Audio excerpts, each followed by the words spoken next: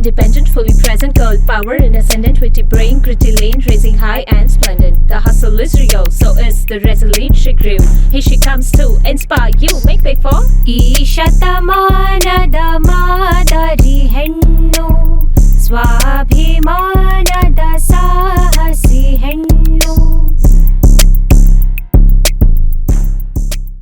Hello, ನಮಸ್ಕಾರ ಎಲ್ರಿಗೂ.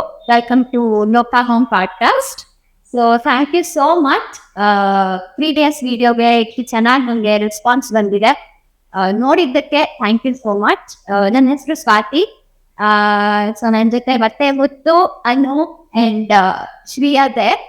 So ಇವತ್ತಿನ ಟಾಪಿಕ್ ಏನು ಅಂತ ಅಂದ್ರೆ, ಸ್ಟಾರ್ಟ್ ಮಾಡಿದಾಗ ಒಂದು ಸ್ವಲ್ಪ ಸ್ಟ್ರೆಸ್ ಇತ್ತು ಅಂತ ಹೇಳಿದೆ. ಹಾಗೇನೆ ಗೊಂದಲ ಇತ್ತು. ಸೊ ಆ ಗೊಂದಲದಿಂದ ನಿಧಾನಕ್ಕೆ ಬಂದು ಕ್ಲಾರಿಟಿ ಸಿಕ್ತು. ಓಕೆ, ಈ ತರ ಪಾಡ್ಕಾಸ್ಟ್ ಮಾಡೋಣ ಅಂತ. ಸೊ ಆ ಕ್ಲಾರಿಟಿ ಸಿಕ್ಕಿ ಓಕೆ ಚೆನ್ನಾಗಾಯ್ತು ಅಂತ ಖುಷಿ ಆಯ್ತು. ಆ ಖುಷಿಯಲ್ಲಿ ಇಟ್ಕೊಂಡು ಮುಂದೆ ಏನ್ ಮಾಡೋಣ ಅನ್ನೋ ಒಂದು ಕುತೂಹಲಕ್ಕೂ ಬಂದ್ವಿ. ಸೊ ಇದನ್ನೆಲ್ಲ ನೋಡಿದ್ರೆ ಈ ಭಾವನೆಗಳು ಅಂತ ಏನಿದೆ, ಸೊ ಡಿಫ್ರೆಂಟ್ ಆಗಿ ಡಿಫ್ರೆಂಟ್ ಸ್ಟೇಜಸ್ ಅಲ್ಲಿ ಚೇಂಜ್ ಆಗ್ತಾ ಹೋಗುತ್ತೆ. ಸೊ ಯಾಕೆ ಈ ಭಾವನೆಗಳ ಕುರಿತು ಮಾತಾಡಬಾರ್ದು ಅಂತ ಅನ್ಕೊಂಡು 4 ಜನ ಸೇರಿದೀವಿ ಇಲ್ಲಿ. ಸೊ ಭಾವನೆಗಳ ಬಗ್ಗೆ ಮಾತಾಡಕ್ಕೆ. So let's begin today's podcast. So ಏನು ಭಾವನೆಗಳು ಅಂದ್ರೆ, ಸೊ ಯಾಕಿರುತ್ತೆ ಭಾವನೆಗಳು?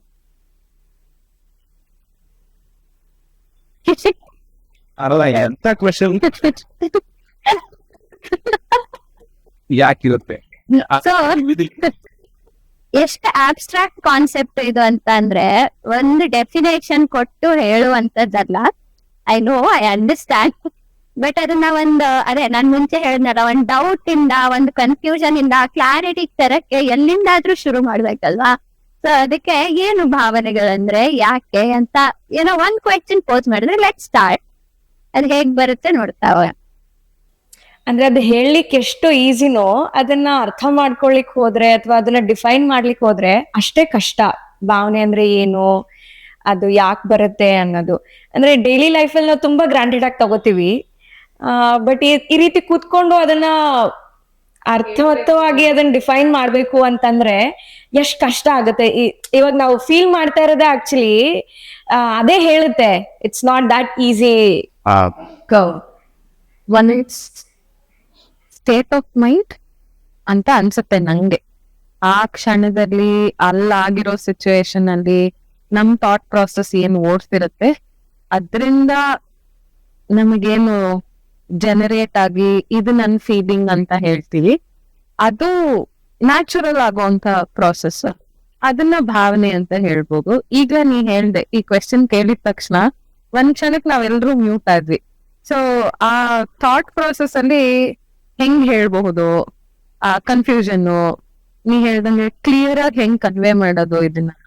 ಸೊ ಅದೇ ಎಲ್ಲ ಭಾವನೆ ಅಂತ ನಂಗೆ ಅನ್ಸುತ್ತೆ. ನನಗೆ ಅನ್ಸ್ದಂಗೆ ಏನಂದ್ರೆ, ಒಂಥರ ಕನೆಕ್ಟ್ ಆಗೋದಕ್ಕೆ ಇರುವಂತ ಒಂದು ದಾರಿ ಅಂತ ಅನ್ಸುತ್ತೆ. ಇವಾಗ ಯಾವ್ದು ಇರ್ಬೋದು ಭಾವನೆ, ಜಗಳ ಆದ್ರೂ ಅದೊಂಥರ ಕನೆಕ್ಟ್ ಆದಂಗೆ, ಒಬ್ರ ಮೇಲೆ ಅಸೂಯೆ ಹುಟ್ಟಿದ್ರು ಅದೊಂಥರ ಕನೆಕ್ಟ್ ಆದಂಗೆ. ಅಂದ್ರೆ ಇಬ್ರು ಮಧ್ಯದಲ್ಲಿ ಅದೊಂಥರ ಸೇತುವೆ ತರ ಎಲ್ಲೋ ಒಂದ್ ಕಡೆ ಇಬ್ರು ಕನೆಕ್ಟ್ ಮಾಡ್ತಾ ಇದೆ. ಒಳ್ಳೇದು ಕೆಟ್ಟದ್ದು ಅದು ಸೆಕೆಂಡ್ರಿ, ಬಟ್ ಕನೆಕ್ಟ್ ಆಗೋದಕ್ಕೆ ಎಲ್ಲೋ ಒಂದ್ ಕಡೆ ಅದು ಭಾವನೆ, ಅದು ಒಂದು ಇದನ್ನ ಸೇರ್ಸುತ್ತೆ. ಸೊ ಅದು ನನ್ನ ಅನಿಸಿಕೆ ಪ್ರಕಾರ ಭಾವನೆ ಅಂದ್ರೆ. ಓಕೆ, ಸೊ ನಂಗೆ ಐ ಥಿಂಕ್ ಯಾಕೆ ಕಾಂಪ್ಲಿಕೇಟ್ ಆಗತ್ತೆ ಅಂತ ಅಂದ್ರೆ, ನನಗೆ ಅನ್ಸಿದ ಪ್ರಕಾರ ಭಾವನೆ ಬರೀ ಯೋಚನೆಯಲ್ಲಿದೆ ಅಥವಾ ಬರೀ ದೇಹದಲ್ಲಿದೆ ಅಥವಾ ಬರೀ ಮನ್ಸಲ್ಲಿದೆ ಅಂತಲ್ಲ. ಮೋಸ್ಟ್ಲಿ ಅದು 3 ಕನೆಕ್ಟ್ ಆದಾಗ, 3 ಯಾವಾಗ ಜೊತೆಗ್ ಬರುತ್ತೆ, ದಟ್ಸ್ ವಾಟ್ ಆ ಭಾವನೆಗಳು ಅದರ ರೂಪದಲ್ಲೇ ಹೊರಗ್ ಬಂದಾಗ. ಅದೇ ಒಂದು ತರ ಡೆಫಿನೇಷನ್ ಕೊಡಕ್ಕೆ ಕಷ್ಟ ಆಗುತ್ತೆ ನಮ್ಗೆಲ್ಲರಿಗೂ ಅನ್ಸುತ್ತೆ. ಸೊ ಆಲ್ಸೋ ಒಂದು ಮೆಸೆಂಜರ್ ತರ. So whatever I am feeling ಒಂಥರ ಮೆಸೇಜ್ ಅದು. ನಾ ಏನೋ ಹೇಳ್ತಿದೀನಿ, so I am conveying something to someone. So Muthu ಹೇಳಿದ ಆ ಕನೆಕ್ಷನ್ಗೆ ಏನೋ ಒಂದ್ ಹೊರಗಡೆಯಿಂದ ಏನೋ ಒಂದ್ ಆಯ್ತಪ್ಪ, ಸೊ ಅದೇನೋ ನಾನ್ ತಗೊಂಡು ಆ ಮೆಸೇಜ್ ಮೂಲಕ ಐ ಆಮ್ ಕೊಡ್ತಿದೀನಿ ವಾಪಸ್, ಐ ಆಮ್ ಗಿವಿಂಗ್ ಬ್ಯಾಕ್. ಆ ಮೆಸೇಜ್ ಅಂತ ಭಾವನೆಗಳು ಅದು ಆ ಮೆಸೆಂಜರ್ಸ್ ತರ ಆಗತ್ತೆ ಅಂತ ನನ್ನ ಪ್ರಕಾರ ಭಾವನೆಗಳನ್ನ ಡಿಫೈನ್ ಮಾಡಬಹುದು ಅನ್ಸುತ್ತೆ. ಓಕೆ, ನೆಕ್ಸ್ಟ್ ಮಗುಗಳು ಅಥವಾ ಮಕ್ಕಳಿದ್ದಾಗ ನಾವ್ ಯಾವ ತರ ಭಾವನೆಗಳನ್ನ ಎಕ್ಸ್ಪೀರಿಯನ್ಸ್ ಮಾಡಿದ್ವಿ ಅಡಲ್ಟ್ಸ್ ಆದಾಗ ಸೇಮ್ ತರ ಇರುತ್ತಾ, ಬೇರೆ ಆಗುತ್ತಾ?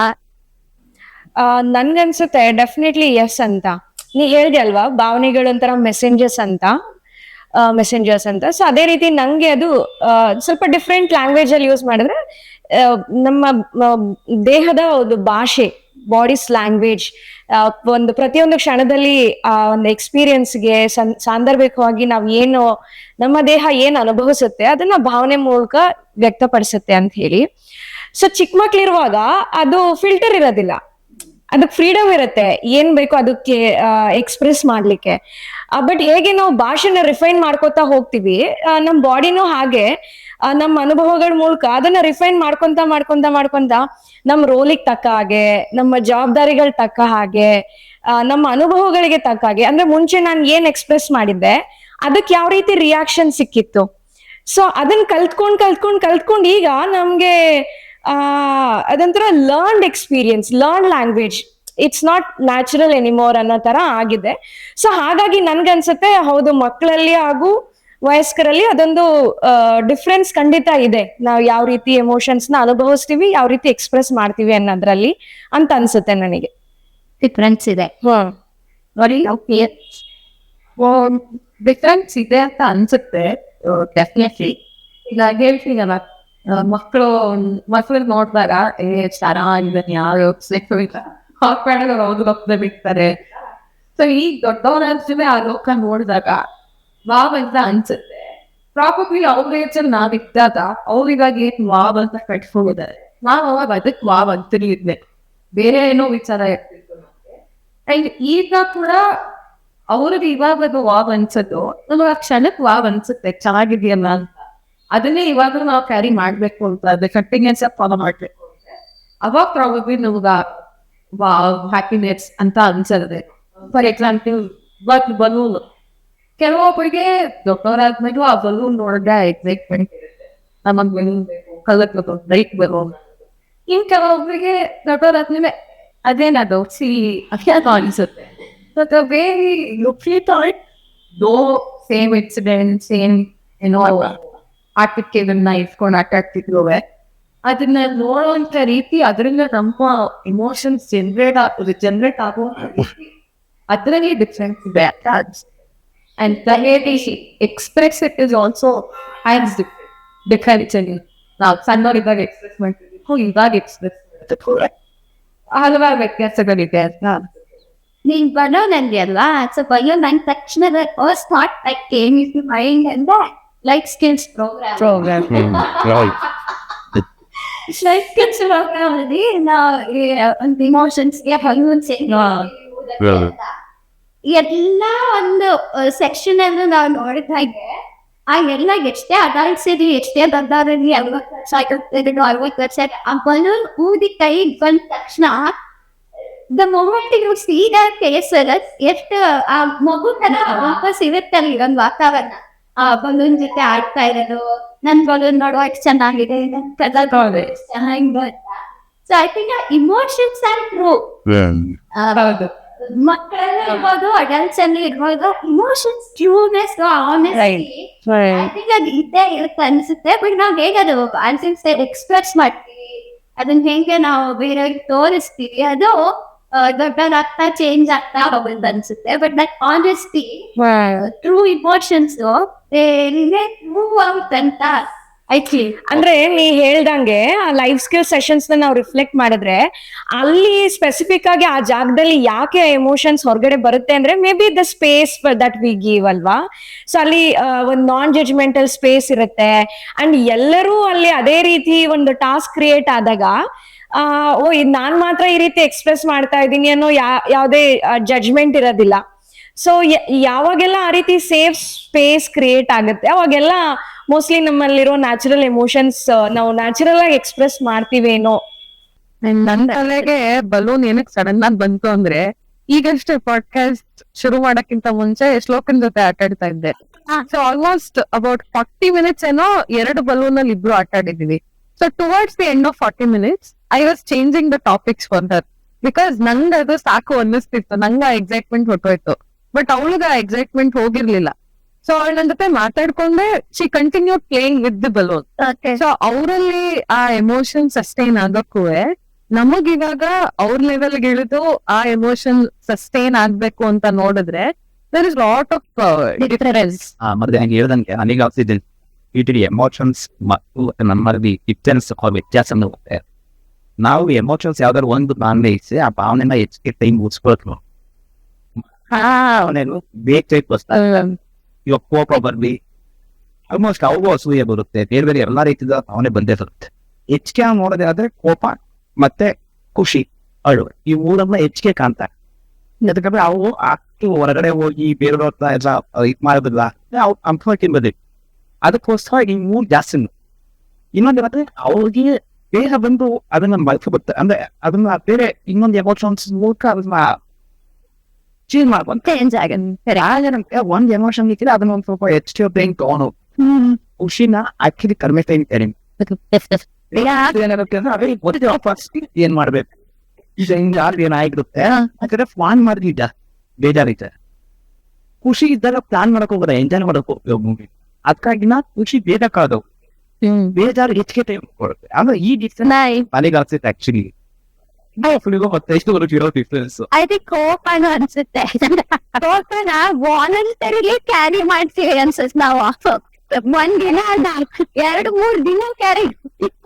ಅಟ್ಲೀಸ್ಟ್ ಅವ್ರಿಗೆ ಅರ್ಥ ಆಗಿ ನಾ ಕೋಪದಲ್ಲಿ ಇದೀನಿ ಅಂತ ತೋರ್ಸಕ್ಕಾದ್ರೂ so I think that nice. ಅಂದ್ರೆ ಮನಸ್ಸು ಅದನ್ನ ಹಿಡ್ಕೊಳ್ಳುತ್ತೆ. ಇವಾಗ ಹೆಂಗಂದ್ರೆ ಮನಸ್ಸು ಚೆನ್ನಾಗಿರೋದನ್ನ ನೋಡೋದಕ್ಕಿಂತ ಹೆಚ್ಚಿಗೆ ಈ ತರ ಸಂದಿಗ್ಧತೆಗಳು ಬರುತ್ತೆ, ಅಂದ್ರೆ ಸಮಸ್ಯೆಗಳೇನ ಬರ್ತಾವಲ್ಲ ಅದರಲ್ಲಿ ತುಂಬಾ ಆಕ್ಟಿವ್ ಆಗಿಬಿಡ್ತೀವಿ ನಾವು. ಚೆನ್ನಾಗಿರೋದನ್ನ ಬಂದಾಗ ಇದು ಚೆನ್ನಾಗಿದೆಯಲ್ಲ ಅದ್ರ ಬಗ್ಗೆ ಏನ್ ನಾವೇನ್ ಮಾಡ್ಬೇಕಾಗಿಲ್ಲ. ಚೆನ್ನಾಗಿಲ್ದದ್ದು ಬಂದ್ರೆ ಎಲ್ಲನೂ ಆಕ್ಟಿವ್ ಆಗಿಬಿಡುತ್ತೆ, ಅಂದ್ರೆ ದೇಹ ಮನಸ್ಸು ಎಲ್ಲಾನು. ಅವಾಗ ಅದನ್ನ ಜಾಸ್ತಿ ಟೈಮ್ ಕೊಟ್ಟು ಅಥವಾ ಅದಕ್ಕೆ ಎಫರ್ಟ್ ಹಾಕೋದಕ್ಕೆ ಹೋಗ್ತೀವಲ್ವಾ, ಆ ಎಫರ್ಟ್ ಹಾಕೋದು ಹೆಂಗ್ ಗೊತ್ತಾ, ಈಗ ಚರಂಡಿಲಿ ನಡ್ಕೊಂಡು ಹೋಗ್ತಾ ಇರ್ಬೇಕಾದ್ರೆ ಜಾಸ್ತಿ ಇನ್ನೂ ಮೈಂಡ್ಫುಲ್ ನಡ್ಕೊಂಡು ಹೋಗ್ತೀನಿ ಅಂತ ಹೋದ್ರೆ ಅದು ಇನ್ನೂ ಜಾಸ್ತಿ ಅನಿಸುತ್ತೆ. ಅಂದ್ರೆ ಒಂದ್ಸತಿ ನಡ್ಕೊಂಡು ಹೋಗೋ ಅಂದ್ರೆ ಅಲ್ಲಿಂದ ಹೊರಗಡೆ ಬಂದ್ರು ಅದ್ರದ್ದು ಇದ್ದಿದ್ದೇ ಇರುತ್ತೆ.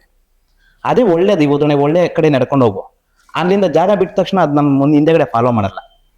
ಚರಂಡಿಲಿ ಹೋದಾಗ ಅದ್ರ ಕಸರ ಏನಿರುತ್ತಲ್ಲ ಸೊ ಅದ್ ನಮಗ್ ಮುಂದೆ ಜಾಸ್ತಿ ಬರುತ್ತೆ ಆಕ್ಚುಲಿ. Nice, wow. ಸೊ ಇದ್ರ ಬೇಸಿಕ್ ಮೇಲೆ ಈ ಕೋಪ ಅದೆಲ್ಲ ಬಂತಲ್ವಾ, ಅದ್ರ ಮೇಲೆ ಒಂದು ಅದೇ ಅಡಲ್ಟ್ಸ್ ಗೆ related question. How much of our emotional response is learned versus natural? ಸ್ವಾಭಾವಿಕವಾಗಿ ಬರುವಂತಹ ಇಮೋಷನ್ಸ್, ಕಲ್ತ್ಕೊಂಡು ಬರುವಂತಹ ಇಮೋಷನ್ಸ್. ಸೊ ಎಕ್ಸ್ಪ್ರೆಸ್ ಮಾಡ್ತೀವಲ್ವಾ, ಸೊ ಎಷ್ಟು ನಾವು ಕಲ್ತ್ಕೊಂಡು ಎಕ್ಸ್ಪ್ರೆಸ್ ಮಾಡ್ತೀವಿ, ಎಷ್ಟು ಸ್ವಾಭಾವಿಕವಾಗಿ ಬರುತ್ತೆ ಅನ್ಸುತ್ತೆ?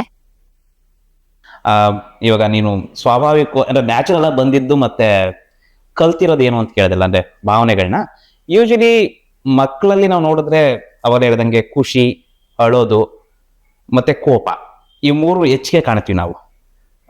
ಆದ್ರೆ ಹೋಗ್ತಾ ಹೋಗ್ತಾ ಈ ಸುತ್ತಮುತ್ತ ವಾತಾವರಣ ಹೇಗಿರುತ್ತೋ ಹಾಗೆ ಕಲಿಯೋದು ಜಾಸ್ತಿ ಇರುತ್ತೆ. ಸೊ ಭಾವನೆಗಳು ಕಲಿಯೋದ್ರಿಂದ ಹೆಚ್ಚಿಗೆ ಬರುವಂತದ್ನ ನೋಡ್ಬೋದು ಆಕ್ಚುಲಿ. ಯಾಕಂದ್ರೆ ಅವರು ಪ್ರತಿನಿತ್ಯ ಉದಾಹರಣೆಗೆ ನಾನು ಹಿಂಗೆ ಕೋಪನ ಇದೇ ರೀತಿ ತೋರಿಸ್ಬೇಕು ಅಂತ ಹೆಂಗ್ ಗೊತ್ತು?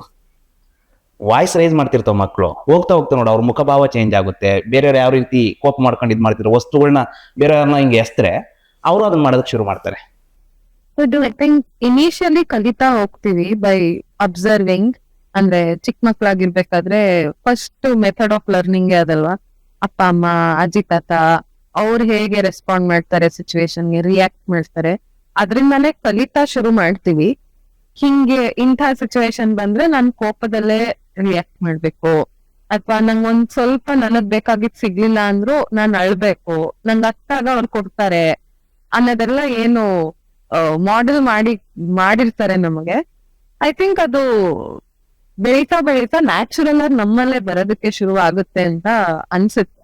ಆಮೇಲೆ ಒಂದ್ ಸ್ವಲ್ಪ ಹೋಗ್ತಾ ಹೋಗ್ತಾ ಹಿಂಗೆ ಎಲ್ಲ ಓದಿ ತಿಳ್ಕೊಂಡು ಆ ನ್ಯಾಚುರಾಲಿಟಿನೂ ಸ್ವಲ್ಪ ಚೇಂಜ್ ಮಾಡ್ಕೊಂಡು ಮಾಡಿಫೈ ಮಾಡ್ಕೊಂಡು ಆ ಕ್ಷಣಕ್ ಹೆಂಗಿರ್ಬೇಕೋ ಹಂಗಿರೋದಕ್ಕೆ ಟ್ರೈ ಮಾಡ್ತೀವಿ ಅಂತ ಅನ್ಸುತ್ತೆ ನಂಗೆ. ಇವಾಗ ಎಷ್ಟೋ ಸತಿ ಮಾಡ್ತಾರೆ ನೋಡಿ, ಹಳ್ಳಿ ಮಕ್ಕಳು ಅಜ್ಜಿ ತಾತ ಜೊತೆ ಬೆಳೆದ್ರೆ ಅಥವಾ ತಂದೆ ತಾಯಿ ನೋಡ್ಕೊಂಡ್ ಬೆಳೆದ್ರೆ ತಾತ ಅಜ್ಜಿ ಹೆಂಗ್ ಕೋಪ ಮಾಡ್ಕೊಳ್ತಾರೋ ಆ ರೀತಿ ಮಗು ಮಾತಾಡ್ತಾ ಇರುತ್ತೆ ಅಂತ ಕೂಗೋದು, ಅಥವಾ ಒಂಥರ ಆ ಗತ್ತು ಬರುತ್ತೆ. ಯಾತಕ್ಕಂದ್ರೆ ಅದ್ ನೋಡಿ ಕಲ್ತ್ಕೊಂಡ್ರು ಅಂತದ್ದು. ಸೊ ಆಮೇಲೆ ಆತರ ಹೇಳಿದಾಗ ಚಿಕ್ಕ ಮಗ ಆಗಿದ್ದಾಗ ನಾವೇನೋ ಹೆಂಗ್ ಬೈತಾನೆ, ಎಷ್ಟ್ ಚೆನ್ನಾಗಿ ಮಾತಾಡ್ತಾನೆ ಅಂತ ಅನ್ಕೊಂತೀವಿ. 10 ವರ್ಷ ಆದ್ಮೇಲೆ ಏನ್ ಮಾಡ್ತಾರೆ, ಎರಡು ಬಿಡ್ತಾರೆ. ಅಥವಾ ಒಂಥರ ಅದು ಸಖ್ಯ ಅಲ್ಲ ಅಂತ ಅನ್ಸುತ್ತೆ.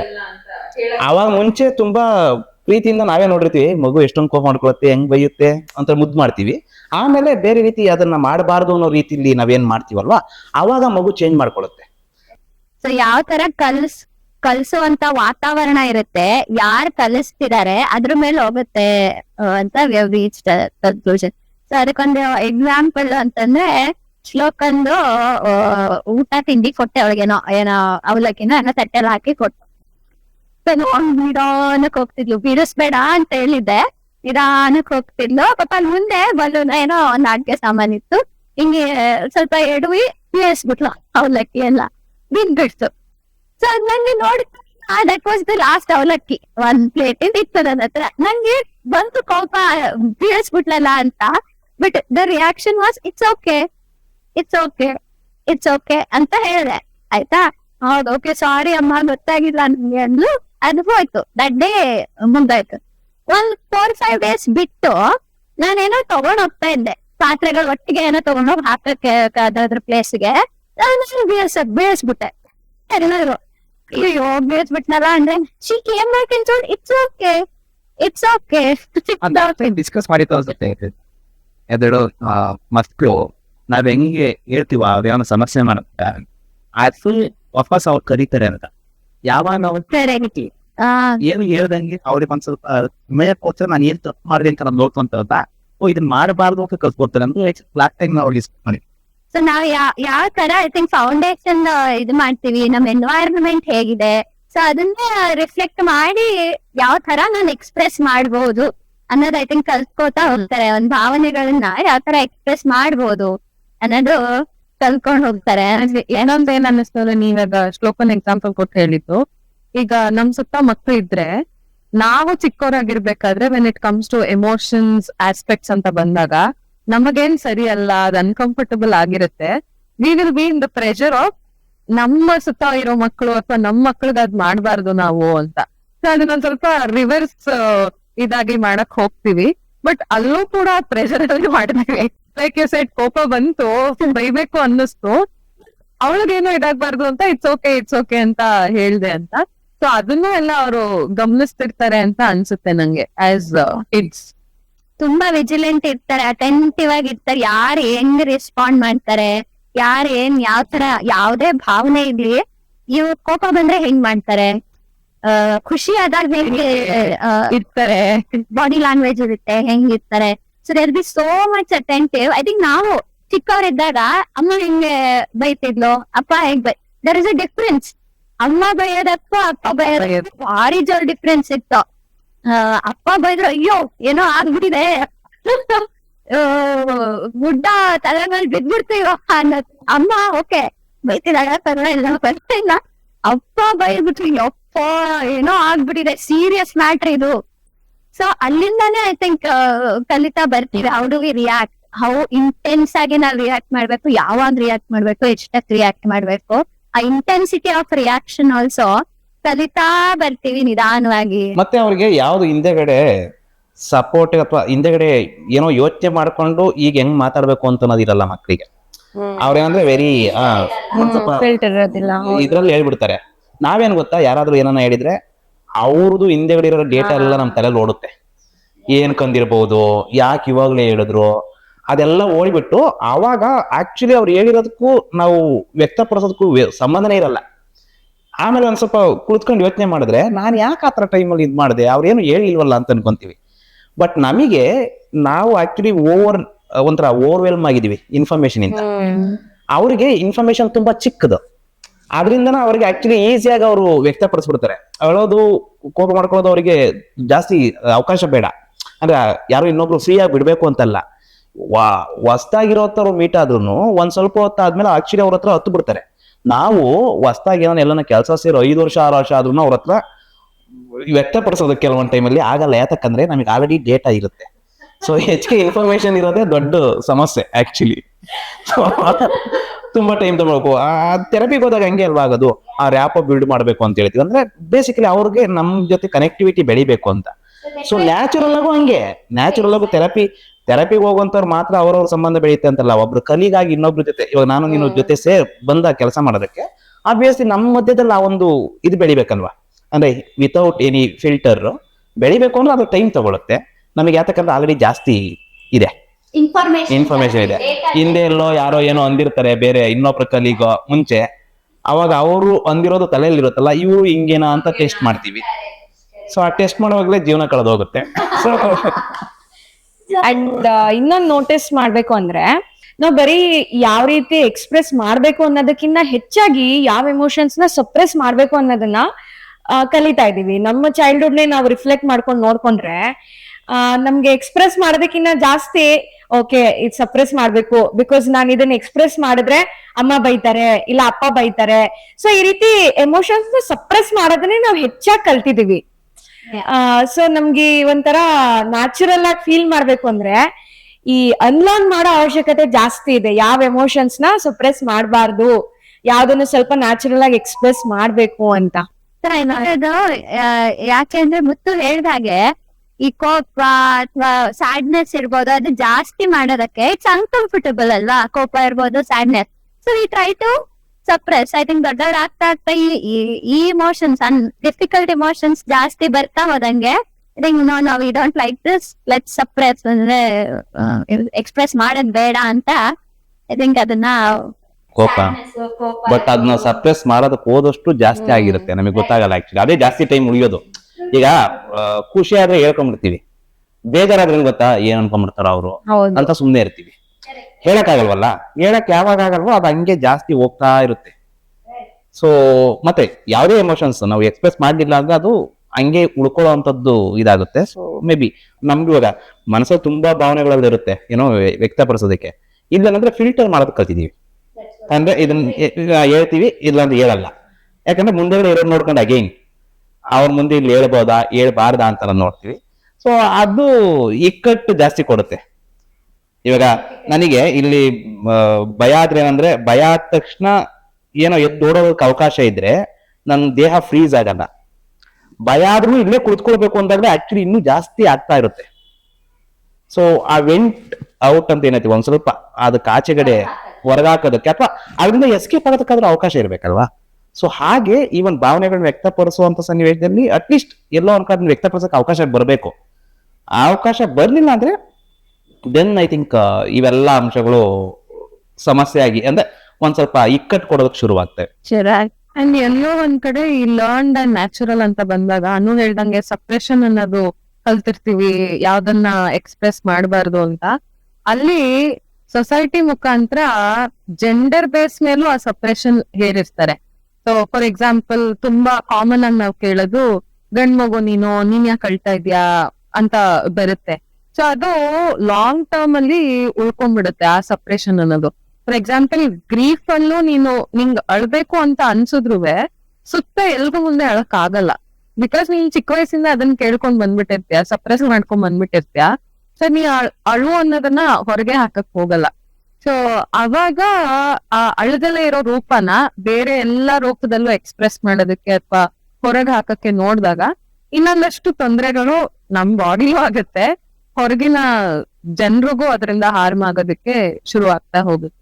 ಸೊ ಐ ಥಿಂಕ್ ಅದೇ ಆ ಸಪ್ರೆಷನ್ ಅನ್ನೋದು, ಅಥವಾ ನಾವು ಅಯ್ಯೋ ಈ ಟೈಮಲ್ಲಿ ಕೋಪ ಮಾಡ್ಕೊಳ್ಳೋದು ಬೇಡ, ಈ ಟೈಮಲ್ಲಿ ಬೇಜಾರ್ ಮಾಡ್ಕೊಳ್ಳೋದು ಬೇಡ ಅಂತ ಹಿಂಗ್ ಒಳಗಡೆ ಇಟ್ಕೊಂಡಿರೋದು ನಾಳೆ ಹೋಗುತ್ತೆ ನಾಡ್ದು ಹೋಗುತ್ತೆ ಅಂತಲ್ಲ. I think it's there in our body, it's there in our mind, unconscious mind ಅಲ್ಲಿ ಇದ್ದು ಹೇಗೆ ನಾವು ಬೇರೆಯವ್ರ ಜೊತೆ ಇಂಟರಾಕ್ಟ್ ಮಾಡ್ತೀವಿ ಎಲ್ಲದರಲ್ಲೂ I think it keeps coming in the front. ಅದೇ ಅದನ್ನ ಯಾವ ರೀತಿ ಅದನ್ನ ಮ್ಯಾನೇಜ್ ಮಾಡೋದು ಗೊತ್ತಿಲ್ಲ ಅಂತಂದಾಗ ಏನಾಗುತ್ತೆ, ಒಂಥರ ಬಟ್ಟೆಯಲ್ಲಿ ಕೆಂಡ ಕಟ್ಕೊಂಡು ಇಟ್ಕೊಂಡಂಗೆ ಅಂತ ಹೇಳ್ತೀವಿ.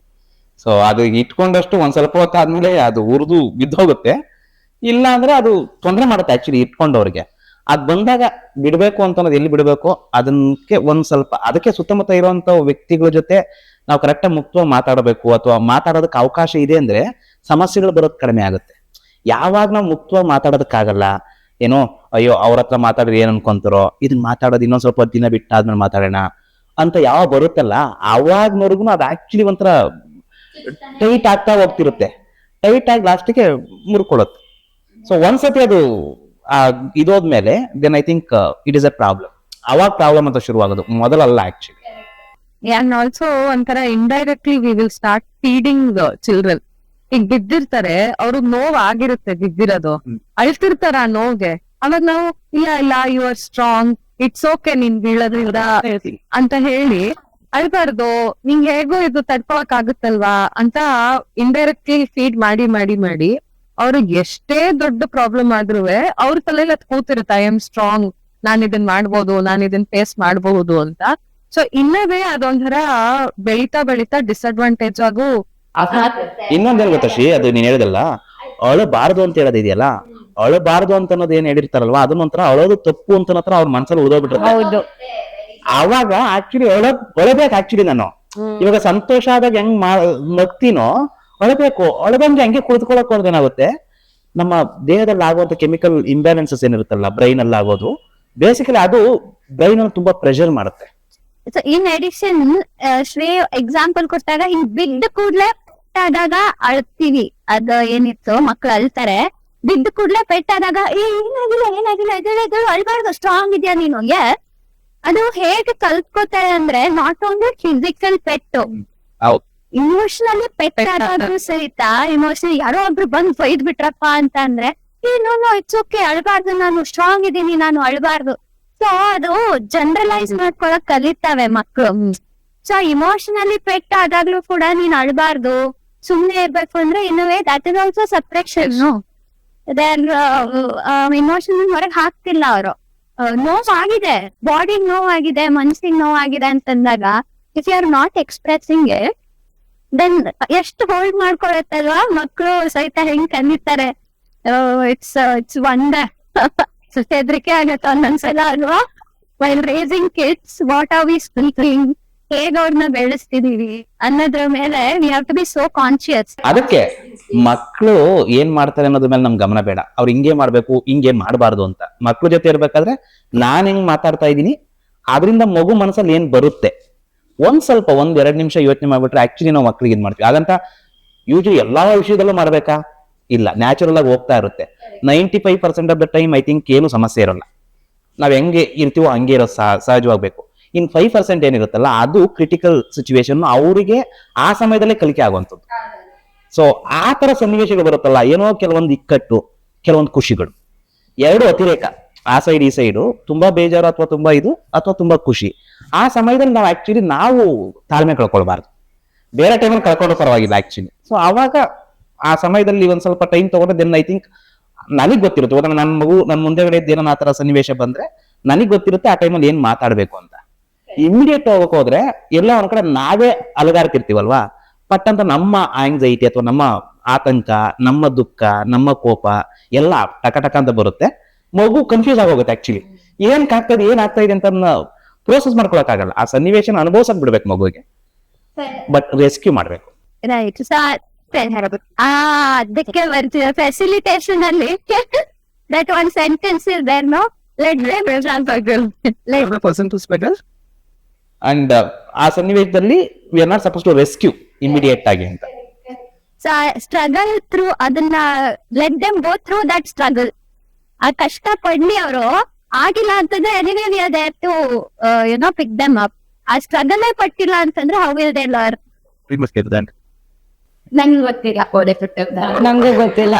ಅಂದ್ರೆ ಇವಾಗ ಕೋಳಿ, ನಿಮಗೆ ಕೇಳ್ತೀನಿ ಆ ಕ್ವಶನ್. ಹೊರಗಡೆಯಿಂದ ಅದು ಕ್ರ್ಯಾಕ್ ಮಾಡ್ಕೊಂಡ ಕೋಳಿ ಮೊಟ್ಟೆ ಯೂಶಲಿ ಒಂದು ಮರಿಯಾಗಿ ಬರೋದಕ್ಕೆ, ಅಂದ್ರೆ ಕೋಳಿ ಕಾವು ಕೊಟ್ರೆ ಅಥವಾ ಲೈಟ್ ಇಟ್ರೆ ಎಷ್ಟ್ ದಿನ ಬೇಕು ಒಂದ್ ಮರಿ ಆಗೋದಕ್ಕೆ? 14-21. I don't know. So usually 20 days ಅಂತ ಹೇಳ್ತೀವಿ, ಪ್ಲಸ್ ಆರ್ ಮೈನಸ್ 1 ಅಥವಾ 2 ದಿನ ಅಂತ ಇಟ್ಕೊಳ್ಳೋಣ. ಯೂಶಲಿ ಅದು 20 ದಿನ ಆದ್ರೂ ಕೆಲವೊಂದು ಮರಿಗಳು 21 ದಿನ ಆದ್ರೂ ಒಂಥರ ಹೊರಗಡೆ ಶೆಲ್ ಅನ್ನ ಕುಕ್ಕಿ ಹೊರಗಡೆ ಬರಕ್ ನೋಡ್ತಿರುತ್ತೆ. ಆ ಸಮಯದಲ್ಲಿ ತುಂಬಾ ಕಷ್ಟ ಪಡ್ತಾ ಇದೆ ಮರಿ, ಯಾಕಂದ್ರೆ ಕುಕ್ಕಿ ಬರ್ಬೇಕು ಕಷ್ಟ ಅಲ್ಲ. ಸೊ ಅವಾಗ ನಾವೇನೋ ಹೊಡೆದಿಟ್ರೆ ಏನಾಗುತ್ತೆ? ಡೆವಲಪ್ಮೆಂಟ್ ಎಷ್ಟು ಫುಲ್ಲೆಸ್ಟ್ ಪೊಟೆನ್ಶಿಯಲ್ ಏನಿರುತ್ತೆ, ಕೆಪಾಸಿಟಿ ಇರುತ್ತೆ, ಮೇಬಿ ಫುಲ್ಲಿ ಡೆವಲಪ್ ಆಗಿದೆ. ಅಂದ್ರೆ ಪ್ರತಿಯೊಂದ್ ಸತಿನ ಅದನ್ನ ಕುಕ್ಕೋದಕ್ಕೆ ಏನ್ ಟ್ರೈ ಮಾಡುತ್ತಲ್ಲ ಅವಾಗ ಅದ್ರ ಎಬಿಲಿಟಿ ಇನ್ಕ್ರೀಸ್ ಆಗಿರುತ್ತೆ. ಅಂದ್ರೆ ಆ ಒಳಗಡೆ ಕುಕ್ಕೋದು ಏನ್ ಎಬಿಲಿಟಿ ಇರುತ್ತೋ ಅಲ್ಲಿ ಅದ್ರಿಂದ ಹೊರಗಡೆ ಬಂದ್ರೆ, ಶೆಲ್ಲಿಂದ ಒಳಗಡೆ ಬಂದ್ರೆ ಅಥವಾ ಆ ಓಡಿಂದ ಹೊರಗಡೆ ಬಂದಾಗ ಇಲ್ಲಿ ಕಾಳನ್ನ ಇಕ್ಕಿ ತಿನ್ನೋದಕ್ಕೆ ಅದಕ್ಕೆ ಶಕ್ತಿ ಇರುತ್ತೆ. ಯಾಕಂದ್ರೆ ಇದೊಂಥರ ವೆರಿ ಲೈಕ್ ಗ್ರೇಡೆಡ್ ಪ್ರಾಸೆಸ್ ಅಲ್ವಾ. ಸೊ ಆ ತರ ಇರುತ್ತೆ. ಅಕಸ್ಮಾತ್ ನಾವೇನ ಕಷ್ಟಪಡದ ತೆಗೆದಿಟ್ರೆ ತುಂಬಾ ಕಷ್ಟ ಅದಕ್ಕಾಗತ್ತೆ ಆಕ್ಚುಲಿ. ಅಂದ್ರೆ ಯಾವ್ದಾರ ಒಬ್ಬ ವ್ಯಕ್ತಿ ಸ್ಟ್ರಗಲ್ ಮಾಡ್ತಿದ್ದಾನೆ ಅಂದ್ರೆ ಅವ್ರಿಗೆಲ್ಲ ಹೆಲ್ಪ್ ಮಾಡ್ಬಿಟ್ಟು ಮೇಲ್ಗಡೆ ಕೆತ್ಕೊಳ್ಳೋಕೆ ತೋಡಿದ್ರೆ ಹಿಂಗೆ ಆಗುತ್ತೆ. Expect from somebody. ಹಾ, ಬಿಕಾಸ್ ಡಿಪೆಂಡೆನ್ಸಿ ಬೆಳೆಸ್ತೀವಿ, ಹಾಗಂತ ಅದೇ ತರ ಬಿಡಬಾರ್ದು. ಸೇ ಫಾರ್ ಎಕ್ಸಾಂಪಲ್, ಆ ಮೊಟ್ಟೆ ಆ ತರ ಹೊಡಿತಾ ಇದೆ, ಕೋಳಿ ಎಲ್ಲ ಮರಿಗಳು ಇನ್ನ ಬೇರೆವೆಲ್ಲ ಮೊಟ್ಟೆಗಳು ಮರಿ ಬಂದ್ಬಿಟ್ಟಿರುತ್ತೆ, ಅದನ್ನ ಮರಿ ಕರ್ಕೊಂಡು ಕೋಳಿ ಹತ್ ಕಡೆ ಹೋಯ್ತು ಅಂದ್ರೆ ಕೋಳಿ ತಂದು ಮತ್ತೆ ಕಾವನ್ನ ಕೊಡಿಸ್ಬೇಕೇ ಹೊರತು ನಾವು ಹೊಡೆದಿಡ್ಬಾರ್ದು, ಅಥವಾ ಆಲ್ಟರ್ನೇಟಿವ್ಸ್ ಏನಾನ ಮಾಡ್ಬೇಕು. ಸೊ ಹೀಗೆ ಯೂಶಲಿ ನಾವು ಯಾರಾದ್ರೂ ಸ್ಟ್ರಗಲ್ ಮಾಡ್ತಿರ್ಬೇಕಾದ್ರೆ ಏನಾದ್ರು ಬೆಂಬಲ, ಏನೋ ಸಪೋರ್ಟ್ ಅಂತ ಏನ್ ಹೇಳ್ತೀವಲ್ಲ, ಸಪೋರ್ಟ್ ನ ಈ ರೀತಿ ಮಾಡ್ಬೇಕೇ ಹೊರತು ಅವ್ರನ್ನ ಅದರಿಂದ ರೆಸ್ಕ್ಯೂ ಮಾಡೋದು ಮಾಡಬಾರ್ದು ಅಂತ. ಸೊ ಅದು ಡೆಫಿನೆಟ್ಲಿ ಇಟ್ ಹೆಲ್ಪ್ಸ್. ಅಂದ್ರೆ ಆ ಒಂದು ಸ್ಥಿತಿಲಿ ಇರುವಂತವ್ರು ರೆಸಿಲಿಯನ್ಸ್ ಬೆಳೆಸ್ಕೊಳ್ಳೋದಕ್ಕೆ, ಅಂದ್ರೆ ಅದೊಂಥರ ರೆಸಿಲಿಯನ್ಸ್ ಅಂತ ಏನಂತೀವಿ ಕನ್ನಡದಲ್ಲಿ, ಒಂಥರ ಸ್ಪ್ರಿಂಗ್ ತರ ಹಿಂಗ್ ಒತ್ತಿದ್ರೆ ಮತ್ತೆ ವಾಪಸ್ ಬರುವಂಥದ್ದು. ಸೊ ಅದು ಯಾವಾಗ ಆಗುತ್ತೆ ಅಂದ್ರೆ ಆ ತರ ಸನ್ನಿವೇಶನ ಅನುಭವಿಸ್ ಬಂದವ್ರಿಗೆ ಆಗೋದು. ಸೊ ಹಾಗಂತ ಎಕ್ಸ್ಟ್ರಾ ಕ್ರಿಯೇಟ್ ಮಾಡೋದು ಬೇಡ, ಅದನ್ನ ಆಚೆ ಕಿಟ್ಟು ಇನ್ನೊಂದು ಮಾಡೋದು ಬೇಡ, ಅದು ತುಂಬಾ ಬೇಡ. ಅಂಡ್ ಏನ್ ಅನ್ಸುತ್ತೆ ಅಂದ್ರೆ ಇದ್ ಬರೀ ನಾವು ಮಕ್ಳನ್ನ ಹೇಗ್ ಬೆಳೆಸ್ಬೇಕು ಅನ್ನೋದಕ್ಕಿಂತ ಹೆಚ್ಚಾಗಿ ನಮ್ಮಲ್ಲೂ ಕೂಡ ನಾವು ಅದನ್ನೇ ರೂಢಿಸ್ಕೋಬೇಕು ಅಂತ ಅನ್ಸುತ್ತೆ. ಈಗ ನಮಗೂ ಯಾವ್ದಾರ ಅನ್ಕಂಫರ್ಟಬಲ್ ಎಮೋಷನ್ ಫೀಲ್ ಆದಾಗ ನಾವು ಇಮಿಡಿಯೇಟ್ ಥಾಟ್ ಏನಿರುತ್ತೆ ಅಂದ್ರೆ, ಯಪ್ಪ ನಂಗೆ ತುಂಬಾ ನಾನ್ ಡಿಸ್ಟರ್ಬ್ ಆಗಿದ್ದೀನಿ, ನಾನ್ ಡಿಸ್ಟ್ರಾಕ್ಟ್ ಮಾಡ್ಕೋಬೇಕು, ನನ್ ಚೇಂಜ್ ಆಫ್ ಮೂಡ್ ಬೇಕು ಅಂತ. ಸೊ ಅಲ್ಲಿ ಕೂಡ ನಾವು ಕೂಡ ಅದನ್ನ ಕಲ್ತ್ಕೋಬೇಕು, ಇಲ್ಲ I have to sit with this emotion. So ನಾನು ಕೂಡ ಸ್ಟ್ರಗಲ್ ಮಾಡ್ಬೇಕು, ನನ್ ಬಾಡಿಗೂ ನನ್ ಮೈಂಡ್ಗೂ ಕೂಡ ಹೀಲ್ ಆಗೋದಿಕ್ಕೆ ಟೈಮ್ ಕೊಡ್ಬೇಕು ಅಂತ ಹೇಳಿ. ನಾವು ಎಷ್ಟು ಡಿಸ್ಟ್ರಾಕ್ಟ್ ಮಾಡ್ಕೋತೀವೋ ಅಷ್ಟು ಸರ್ತಿ ನಾವು ನಮ್ ಜೊತೆ ನಾವೇ ಸ್ಟ್ರಗಲ್ ಮಾಡ್ಲಿಕ್ಕೆ ಅವಾಯ್ಡ್ ಮಾಡ್ಕೊಂಡು ಆ ಟೈಮ್ ನ ನಾವು ಕೊಡ್ಕೋತಾ ಇಲ್ಲ. ಬಟ್ ಅಂದ್ರೆ ಜಾಸ್ತಿ ಹೊತ್ತು ಕೊಡಬಾರದು, ಅದಕ್ಕೆ ವೆರಿ ಇದು ಇಂಪಾರ್ಟೆಂಟ್ ಅಂಶ ಇದೆ. ಅಂದ್ರೆ ನಾವು ಸ್ಟ್ರಗಲ್ ಮಾಡಬೇಕು, ಬಟ್ ಎಷ್ಟು ದೂರ ಅಂತ ಅನ್ನೋದು ಆ ಸನ್ನಿವೇಶದಲ್ಲಿ ನಾವು ಇದ್ ಮಾಡ್ಕೊಳ್ಳೋ. ಯಾಕಂದ್ರೆ ಅದೇ ಸನ್ನಿವೇಶದಲ್ಲಿ ಅದೇ ತರ ಎಮೋಷನ್ಸ್ ಅನುಭವಿಸ್ಕೊಂಡೇ ಹೋದ್ರೆ ಬೇಜಾರು ಹೆಚ್ಚಿಗೆ ಆದಷ್ಟು ಜಾಸ್ತಿ ದಿನ ಅದನ್ನ ಉಳಿಸ್ಕೊಂಡಷ್ಟು ಸಮಸ್ಯೆ ಜಾಸ್ತಿ ಆಗುತ್ತೆ. ಅಂದ್ರೆ ಇದ್ರಲ್ಲಿ ನನ್ಗೊಂದ್ ಡಿಫ್ರೆನ್ಸ್ ಅನ್ಸುತ್ತೆ. ನಾವು ನ್ಯಾಚುರಲ್ ಆಗಿ ಏನ್ ಫೀಲ್ ಆಗುತ್ತೆ ಅದಕ್ ಬಿಟ್ಬಿಟ್ರೆ ಅದೇ ಮೋಸ್ಟ್ಲಿ ಅದು ಅದಷ್ಟಿಗೆ ಅದೇ ಸ್ವಲ್ಪ ಸಮಾಧಾನ ಆದ್ಮೇಲೆ ಹೊರಟೋಗುತ್ತೆ. ಬಟ್ ನಾವ್ ಯಾವಾಗ ಥಾಟ್ಸ್ ನ ಕ್ಯಾರಿ ಮಾಡ್ತೀವಿ, ಅದು ಒಂದೇ ಮಾತನ್ನ ಅಥವಾ ಒಂದೇ ವಿಚಾರನ ಪದೇ ಪದೇ ಯೋಚನೆ ಮಾಡ್ತಿರ್ತೀವಿ, ಅವಾಗ ಅದು ಕ್ಯಾರಿ ಫಾರ್ವರ್ಡ್ ಆಗುತ್ತೆ ಅಂತ. ದ ಡಿಫರೆನ್ಸ್ ಇಸ್ ಆ ಫೀಲಿಂಗ್ಸ್ ಏನ್ ಇಮೋಷನ್ಸ್ ಇದೆ ಅದನ್ನ ಅಕ್ಸೆಪ್ಟ್ ಮಾಡೋಣ, ಅದ್ರ ಬಗ್ಗೆ ಅವೇರ್ನೆಸ್ ಇರ್ಲಿ, not with the thoughts are what happens consequences, ಅದು ಬೇಡ. Just that pure emotions. I think next ನಂದು ಅದೇ ಕ್ವೆಶ್ಚನ್ ಇತ್ತು. ಈಗ ಅಡಲ್ಟ್ಸ್ ಆಗ್ತಾ ಕಲಿತೀವಿ ಹೇಗೆ ಎಕ್ಸ್ಪ್ರೆಸ್ ಮಾಡ್ಬೇಕು ಅಂತ. ಸೊ ನ್ಯಾಚುರಲಿ ಆನೆಸ್ಟ್ ಆಗಿ ನಾವು ಇಮೋಷನ್ಸ್ ತರದೇ ಇಲ್ವಾ ಹಾಗಾದ್ರೆ ಅಡಲ್ಟ್ಸ್ ಆದಾಗ ಅಂತ? ದೊಡ್ಡವರಾದ ತಕ್ಷಣ ಕಲಿತೀವಿ, ಎಲ್ಲಾ ಕಲಿತೀವಿ. ಹೌದು, ಹ್ಯಾಪಿನೆಸ್ ಇದ್ದಾಗ ಹೆಂಗ್ ನಾವು ಎಕ್ಸ್ಪ್ರೆಸ್ ಮಾಡ್ಬೇಕು, ಕೋಪ ಬಂದಾಗ ಹೇಗೆ ಎಕ್ಸ್ಪ್ರೆಸ್ ಮಾಡ್ಬೇಕು ಎಲ್ಲ ಕಲಿತೀವಿ, ಹೌದು. ಬಟ್ ಹೋಗ್ತಾ ಹೋಗ್ತಾ ಹೋಗ್ತಾ ಆ ನ್ಯಾಚುರಲ್ ಆಗಿ ಬರೋ ಇಮೋಷನ್ಸ್ ಇದೆಯಲ್ಲ, ಈಗ ಮಕ್ಳಿಗೆ ಹೆಂಗ್ ಬರುತ್ತೆ, ಕೋಪ ಇರ್ಬೋದು, ಹ್ಯಾಪಿನೆಸ್ ಇರ್ಬೋದು, ಎಕ್ಸೈಟ್ಮೆಂಟ್ ಇರ್ಬೋದು, ಅದು ಹೋಗ್ತಾ ಹೋಗ್ತಾ ಅಡಲ್ಟ್ಸ್ ಆಗಿ ಎಲ್ಲೋ ಕಳ್ಕೊಂಡ್ ಬಿಡ್ತೀವ ಅಥವಾ ಅದರ್ ಸ್ಟಿಲ್ ವಿತ್ ಅಸ್? ಅಲ್ಲ, ಅದನ್ನ ನೀವು ನೋಡ್ಬೇಕು ಅಂದ್ರೆ ಯೂಶಲಿ ನನಗೆ ಎಂಡ್ ಆಫ್ ದ ಡೇ ಯಾವ ರೀತಿ ಖುಷಿ ಇರುತ್ತೆ ಅನ್ನೋದ್ರ ಮೇಲೆ ನಾನು ಅದನ್ನ ಕಳ್ಕೊಂಡಿದ್ದೀನ ಅಥವಾ ಅದೇ ರೀತಿ ಉಳಿಸ್ಕೊಂಡಿದ್ದೇನೆ ಅನ್ನೋದು ನಿರ್ಧಾರ ಆಗುತ್ತೆ. ಯೂಶಲಿ ನಮ್ಮ ಸುತ್ತಮುತ್ತ ಇರೋರ ಜೊತೆ ನಾನು ಮುಕ್ತವಾಗಿ ವ್ಯಕ್ತಪಡಿಸೋದಕ್ಕೆ ಆಯ್ತು ಅಂತಂದ್ರೆ ಎಂಡ್ ಆಫ್ ದ ಡೇ ನೀನ್ ಚೆನ್ನಾಗೇ ಇರ್ತೀವಿ. ಅಂದ್ರೆ ಒಂದ್ ಸ್ವಲ್ಪ ಬೇಜಾರು ಇರುತ್ತೆ, ಖುಷಿನೂ ಇರುತ್ತೆ. ಯಾವಾಗ ಎಲ್ಲ ಒಂದ್ ಕಡೆ ಒಂಥರ ಹೆಂಗಂದ್ರೆ ಕೆಲವೊಂದ್ಸತಿ ಈ ತರ ಡ್ರೆಸ್ ಹಾಕೊಳ್ಳೋದು ನನಗೆ ಡಿಸ್ಕಂಫರ್ಟ್ ಆಕ್ಚುಲಿ. ಹಿಂಗೆ ಇನ್ಸರ್ಟ್ ಮಾಡ್ಕೊಂಡು ಕುಳಿತುಕೊಳೋದೆಲ್ಲ. ಮನೆಗೆ ಹೋಗೋದು ಕಾಯ್ತಾ ಇರ್ತೀನಿ, ಯಾವಾಗ ಶೂ ಸಾಕ್ಸ್ ಶೂ ಬಿಚ್ಬಿಟ್ಟು ಶರ್ಟ್ ಇಡ್ತೀನಿ ಅಂತ. ಆ ತರ ಆಕ್ಚುಲಿ ನಾವೇನಾದ್ರೂ ಅಕಸ್ಮಾತ್ ಅವ್ರ ಜೊತೆ ಕನೆಕ್ಟ್ ಆಗಿ ಅಥವಾ ನಾನು ಮುಕ್ತವಾಗಿ ವ್ಯಕ್ತಪಡಿಸೋದಕ್ಕೆ ಆಗ್ತಾ ಇಲ್ಲ ಅಂದ್ರೆ ಈ ಡ್ರೆಸ್ ಹಾಕೊಂಡಂಗೆ, ಅದೇ ಒಂದ್ ಟೀ ಶರ್ಟ್ ಒಂದು ಕಂಫರ್ಟಬಲ್ ಇದೇನ್ ಹಾಕೊಂಡಿರ್ತೀವಲ್ವಾ, ಅದು ಜಾಸ್ತಿ ಹೊತ್ತು ನಾನು ಹಾಕೊಳ್ಳೋದು. ಇದು ಬರೀ 8 ಅವರ್ ಅಥವಾ 9 ಅವರ್ 10 ಅವರ್ ಅಷ್ಟೇ. ಇನ್ ಮಿಕ್ಕಂತ ಟೈಮ್ ಅಟ್ಲೀಸ್ಟ್ ಅದಕ್ಕಿಂತ ಜಾಸ್ತಿ ನಾನು ಯಾಕೆ ಹಾಕೊಳ್ತೀನಿ. ಸೊ ನನಗೆ ಆಕ್ಚುಲಿ ಆತರ ಸನ್ನಿವೇಶಗಳಿಗೆ ಹೇಳ್ಕೊಳ್ಳೋದಕ್ಕೆ, ಮಾತಾಡೋದಕ್ಕೆ ಸುತ್ತಮುತ್ತ ಇರುವಂತವ್ರು ಚೆನ್ನಾಗಿ ಅದನ್ನ ರಿಸೀವ್ ಮಾಡ್ತಾರೆ. ರಿಸೀವ್ ಮಾಡೋದು I think sometimes most of the times ಏನಾಗುತ್ತೆ ಅಂದ್ರೆ ಆ ಎಮೋಷನ್ ಹಾನೆಸ್ಟ್ ಆಗಿ ನಮಗೆ ಎಕ್ಸ್ಪೀರಿಯನ್ಸ್ ಆಗುತ್ತೆ, ಆದ್ರೆ ಎಕ್ಸ್ಪ್ರೆಸ್ ಮಾಡ್ಬೇಕಾದ್ರೆ ಆ ಹಾನೆಸ್ಟಿ ಇರೋದಿಲ್ಲ ಎಲ್ಲರ ಹತ್ರ, ಎಲ್ಲಾ ಸಿಚುವೇಶನ್ ಅಲ್ಲಿ. ಲೈಕ್ ಫಾರ್ ಎಕ್ಸಾಂಪಲ್, ನನ್ನ ಅಪ್ಪನ ಹತ್ರ ನನ್ ಖುಷಿ, ನನ್ನ ಕೋಪ ತೋರಿಸ್ಕೊಳ್ಳೋ ರೀತಿಗೂ ಅಮ್ಮನ ಹತ್ರ ಅದನ್ನ ಎಕ್ಸ್ಪ್ರೆಸ್ ಮಾಡೋದಕ್ಕೂ ವ್ಯತ್ಯಾಸ ಇದೆ. So there is a particular way that I chose to express with my father, there is a particular way I chose to express with my mother. So ಅಲ್ಲಿ ವ್ಯತ್ಯಾಸ ಕಾಣಿಸುತ್ತೆ ಹೊರತು ಎಕ್ಸ್ಪೀರಿಯನ್ಸ್ ಅಲ್ಲೇ ಹಾನೆಸ್ಟ್ ಆಗಿ ಎಕ್ಸ್ಪೀರಿಯನ್ಸ್ ಮಾಡ್ತೀವೋ ಇಲ್ವೋ ಅನ್ನೋದು I don't think so that will happen. Experience wise honest ಆಗಿ ನಮಗೆ ಎಕ್ಸ್ಪೀರಿಯನ್ಸ್ ಆಗಿರುತ್ತೆ, ಎಕ್ಸ್ಪ್ರೆಷನ್ ವೈಸ್ ಅಲ್ಲಿ ದೇರ್ ವಿಲ್ ಬಿ ಚೇಂಜಸ್ ಅಂತ ಅನ್ಸುತ್ತೆ. ನಾವು I agree with all the points ನೀ ಹೇಳಿದ್ದು, ಮುತ್ತು ಹೇಳಿದ್ದು. ಅಂಡ್ ನಂಗೆ ಏನ್ ಅನ್ಸುತ್ತೆ ಅಂದ್ರೆ, ಹಾನೆಸ್ಟಿ ನಮ್ಮ ಅವೇರ್ನೆಸ್ ಅಲ್ಲಿ ಇದ್ರೆ ಸಾಕು ಅಂತ ಅನ್ಸುತ್ತೆ. ಎಕ್ಸ್ಪ್ರೆಷನ್ ಅಲ್ಲಿ ಈವನ್ ಇಫ್ ಇಟ್ ಡಿಫರ್ಸ್ ಅದು ಪರವಾಗಿಲ್ಲ, ಬಟ್ ನಮ್ಮಲ್ಲೇ ನಾವ್ ಅದನ್ನ ಏನ್ ಎಮೋಷನ್ ಆಗ್ತಿದೆ ಅನ್ನೋದ್ರ ಬಗ್ಗೆ ಏನು ಐಡಿಯಾನೇ ಇಲ್ದಲೆ ಅಥವಾ ನಮ್ಮಲ್ಲೇ ಅದನ್ನ ನಾವು ಇಂಟೆಲೆಕ್ಚುಲೈಸ್ ಮಾಡ್ಕೋತಾ ಇದ್ರೆ, ಇಲ್ಲ ನನ್ ಖುಷಿ ಆಗ್ತಾ ಇಲ್ಲ ನನ್ಗೆ ತುಂಬಾ ಅಂದ್ರೆ ದುಃಖ ಆಗ್ತಾ ಇದ್ರು ಕೂಡ ನನಗ್ ನಾನೇ ಇಲ್ಲ ನನ್ ದುಃಖ ನನ್ ಸ್ಟ್ರಾಂಗ್, ನನ್ ದುಃಖ ಆಗ್ತಾ ಇಲ್ಲ ನನ್ ತುಂಬಾ ಒಳ್ಳೆಯವಳು, ನನ್ ಕೋಪ ಆಗ್ತಾ ಇಲ್ಲ, ಯಾವಾಗ ನನ್ನಲ್ಲೇ ನಾನು ಅದನ್ನ ಅವಾಯ್ಡ್ ಮಾಡ್ತಾ ಇದ್ದೀನಿ ಅವಾಗ ಡಿಸ್ಹಾನೆಸ್ಟಿ ಬರುತ್ತೆ. ಯಾವಾಗ ನನ್ನಲ್ಲಿ ನಾನು ಹಾನೆಸ್ಟ್ ಆಗಿದ್ದೀನಿ, ಎಲ್ಲಾ ಎಮೋಷನ್ಸ್ನು ಅದು ಹೇಗ್ ಬರುತ್ತೆ ಹಾಗೆ, ನಂಗೆ ಈಗ ಜೆಲಸ್ ಫೀಲ್ ಆಗ್ತಾ ಇದೆ, ದಟ್ಸ್ ಓಕೆ, ನಾನು ಅದನ್ನ ಎಕ್ಸ್ಪ್ರೆಸ್ ಮಾಡ್ತಾ ಇಲ್ಲ, ಬಟ್ ನನ್ನೊಳಗೆ ನನಗ್ ಗೊತ್ತಿದೆ, ನನಗ್ ಕೋಪ ಬರ್ತಾ ಇದೆ, that is okay.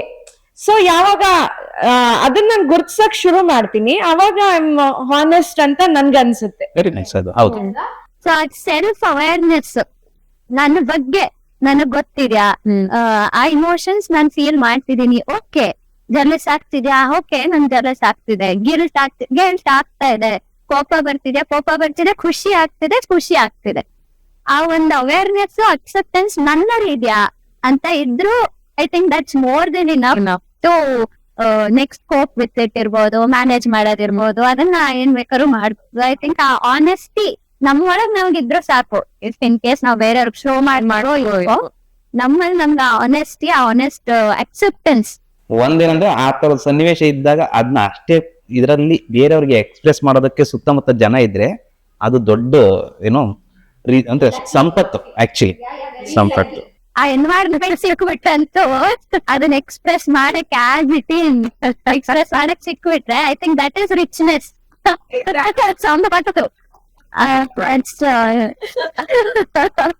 That is very rich. That person can be called rich.